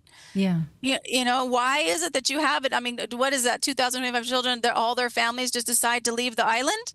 Right. But still, any school they go to would have to contact the Hawaii Education Department and grab the school records for that child. Interesting. So wow, that's a possibility. I want to talk about the land grab piece of this, the families that were killed, the numbers that we have. Maybe we could do that in a second here, and any sort of questions we have coming in here. Maria Torres talks about L.A. I've literally seen the lasers come into Los Angeles and Redding, California fires with my own eyes. You talk about the laser piece of this story. A lot of people, describe weird anomalies in the water, like purple lasers and things like that. Yeah, the water was on fire in Maui. We had 90 boats burn on the harbor, in the harbor. 13 boats survive. I think that was an interesting number. But yeah, and these boats, and people are like, oh, the embers, they burned the boat. And I'm just going, that's a regular fire is not going to burn a boat on water, but we actually had the water was on fire in certain areas of the harbor. And then again, that goes back to the water and the trees. The water was on fire. And that's why, it's not a regular fire, and it possibly is I know that Bruce from Maui Community Investigates thinks it's a different type of frequency of direct energy weapons. I personally do think it was a laser. A friend of mine who lives on Maui said that she knows somebody who knows that there were drones that were being fueled up on Haleakala, which is the mountain there. And so you have to understand, these lasers don't have to come from space. They can come from a boat. They can come from drones. There's actually, in my book, there's actually a drone called Morpheus, and this is a microwave frequency laser drone that can fly around and has this technology. So it can come from a lot of different places. We do not understand the technology that they have right now. And this is also why, when the governor The Governor Green, goes to the United Nations. This is what fired me up. He went to the United Nations. Why does a governor go to the United Nations? He's not a leader of a country. And the first words out of his mouth was, oh, this is because of climate change. So we can actually talk about that, because I said that it's not climate change, you guys. They're saying that world is heating up, and it's actually the exact opposite that's happening. So I can share more about that, but I didn't want to move too far off the question. Lawrence here, Michelle says, aluminum nanoparticles found in the trees. Of course, with weather manipulation, we've spoken to Dane Wigington quite extensively about the aluminum nanoparticles. And Philip, we talked about this, right? What type of, is it aluminum specifically, or in some of the cloud seeding programs? Aluminum. Well, yeah, I mean, the aluminum, the main point about the aluminum was that at a fairly low, or like high pH, it doesn't have to be very acidic in the soil for it to be taken up into the environment, into trees, into plants and things like that, and it is toxic. So that was the problem with the aluminum. Yeah, they also found toluene in the water, in the drinking water, and they were telling people on the news in Lahaina, they were telling people, oh, toluene is from markers and from glue, but actually number one use of toluene is in dynamite. That's how you create TNT. Oh. And it was found in the drinking water. Toluene. Yeah. So they had to truck in water for the locals. Jeez. And that's in children's markers? That's what they said. That's what the news was saying. They were saying anything except for TNT. They weren't saying TNT.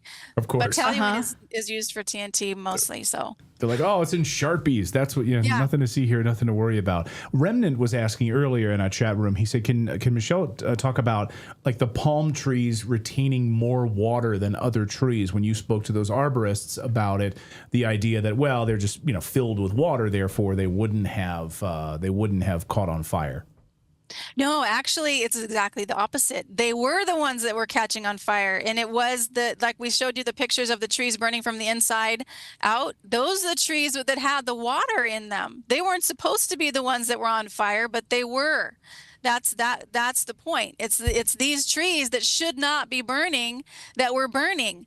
And in fact, in my book, and that one in the middle, I don't even understand this. It's just absolutely unbelievable. And the reason the organic material, if you guys want to, we can go into some of the pictures of the bodies that didn't burn correctly. And I just want to warn people, there is one that's very disturbing. It's heart-wrenching when you think these are people. This could have been me. This could have been you. This could have been your auntie or uncle. Or this is just, this was an attack on the people. Absolutely. And I really feel that the bravest of the brave came to Earth at this time, because I don't think this world is what we think it is. But if you want to go in, we can talk about the toad. Let's look at some of these animals here. My friend, he went to Lahaina to volunteer, and he found this toad, brought it back to the Big Island. I actually held it, and this toad, this is impossible. A toad would be gone. It would be ash. But yet I held this toad, and all of the innards, all the organs are gone. Except you can touch it. This is like impossible. That not a regular fire. The cat is the most crazy. There was a first responder, totally does not want to be named, completely anonymous, that took a picture of this cat. First responders had to sign a non-disclosure. Why? What in the world why would they have to sign a non-disclosure? But you see all the liquid. I believe that was the innards. This cat is still standing up. It's charred. It's dead. This is a dead cat, you guys, balancing. And all these pictures are in my book because they're absolutely not found anymore, especially this one. And then you have the, what do you have next? I think it's the person with the braids. If you want to show that one. There was a person this is the most disturbing one. Absolutely. This person this was a man, ran out of his home, and look at half his body is charred. That brown, that black stuff is charred, and his hand is frozen. His hand is frozen. That's not how bodies burn. Bodies burn. The only thing left in a body that burns is ash or bone or teeth. That's it. It doesn't show a hand is floating off of the ground. It doesn't show I don't even words. If you want to do the next one with the braids, because that is, they're showing, Put it in preview, braids, Philip, so I can see if we have that one. I don't have that one. Sorry. Oh, we don't have that one. Okay. That one. Yeah, it sorry. showed the design of the hair, and that's impossible. Again, doesn't hair burn? I mean, what? And the dog, or you want to show the Texas one, the one in the Panhandle, which is the bull. When I was researching this, there was a whole field of cows that look like this. How do you have an ear? This whole thing is charred. This is the ear would be gone, the nose would be gone, the fur, you can see the outline of the fur on its face, that would be gone. The skin would be again gone. It would have ash and bone, and that's it. But this was some type of direct energy weapons attack, and here's the thing, direct energy weapons system, the frequency, the chemistry doesn't recognize the organic material. It doesn't recognize. This is why the trees, the bark doesn't burn. It's organic. The people don't burn the same way because they're organic. Now, this didn't happen with everybody, but the people outside, it seemed to happen with the people outside. The people inside, there was a boy that was holding his dog. So sad. He was found on his bed. His body was completely recognizable. And his mother said she believed God left him that way so she would recognize him. That's not how bodies burn. It doesn't leave you recognizing the person. It doesn't make sense. Sorry, go ahead. Sorry, no, I was going to ask you if we could talk about like the families and the official numbers of those that were told that were killed, displaced, and really the land grab piece of this story, which we haven't really touched on yet, which is all tied to these people who have not been able to come back to their house because they've been killed. Yeah, that's right, and being killed at the places where the fire victims went were these FEMA camps, these houses that looked like, you actually have two of them. There's one that looks like bird houses, and then there's one that looks like a fishbowl. And these homes that the fire victims are in, some of them people are dying. There was a 16-year-old boy that was found in his bed, dead. And there was another person that was found in their home. I hate to say this, they were decomposing, and the only reason they found it was because somebody was walking by with their dog, and their dog was trying to pull them to the house, and then the person saw, this is just so disgusting, they saw flies, and then they reported it, and they went in and found the body. And this was in the fire survivors camp. Then there was another man that died of a heart attack. The body that was discovered decomposing and the man that died of a heart attack, no media coverage. There was no media coverage for those two. Plus, there was a fire that started on the lanai of one of the homes, and the fire report literally didn't say the cause. It's in the Hawaii Representative Ellie Cochran asked the fire chief, told the fire chief, you cannot not give a cause for a fire that just happened in the fire victims' camp. They need to know what caused that fire. So there's a lot of things that are happening. Yeah. And in my opinion, that is part of the land grab, because if these people are gone, the state gets land. And Right.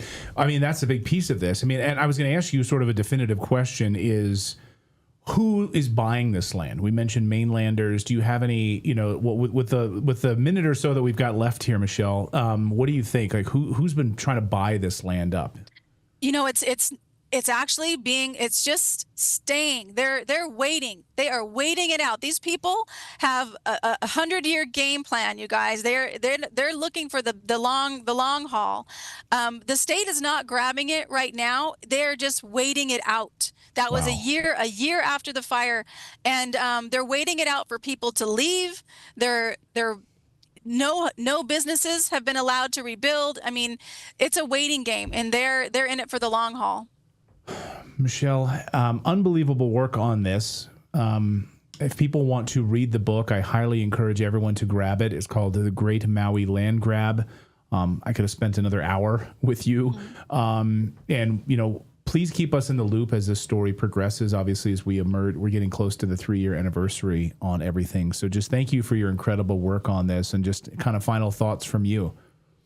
I just want to say thank you for keeping the story alive, and everybody who's asking questions, keep asking questions. And again, look at what's happening in your own general area. That is where your power is. My book is at greatmauilandgrabbook.com, greatmauilandgrabbook.com, or on Amazon. And mahalo for your support. Yes. You make the case that if we let this happen there, it could happen everywhere. So that's yet another reason to pay attention. So thank you so much. It was great to see you. Thank you, Michelle. Mahalo. Thank you so much for watching Redacted. We'd love for you to subscribe to the channel. It's totally free if you want to follow us or subscribe. And if we brought you any value at all, please consider sharing this video with a friend or a loved one on social media. Thanks so much, and we'll see you next time.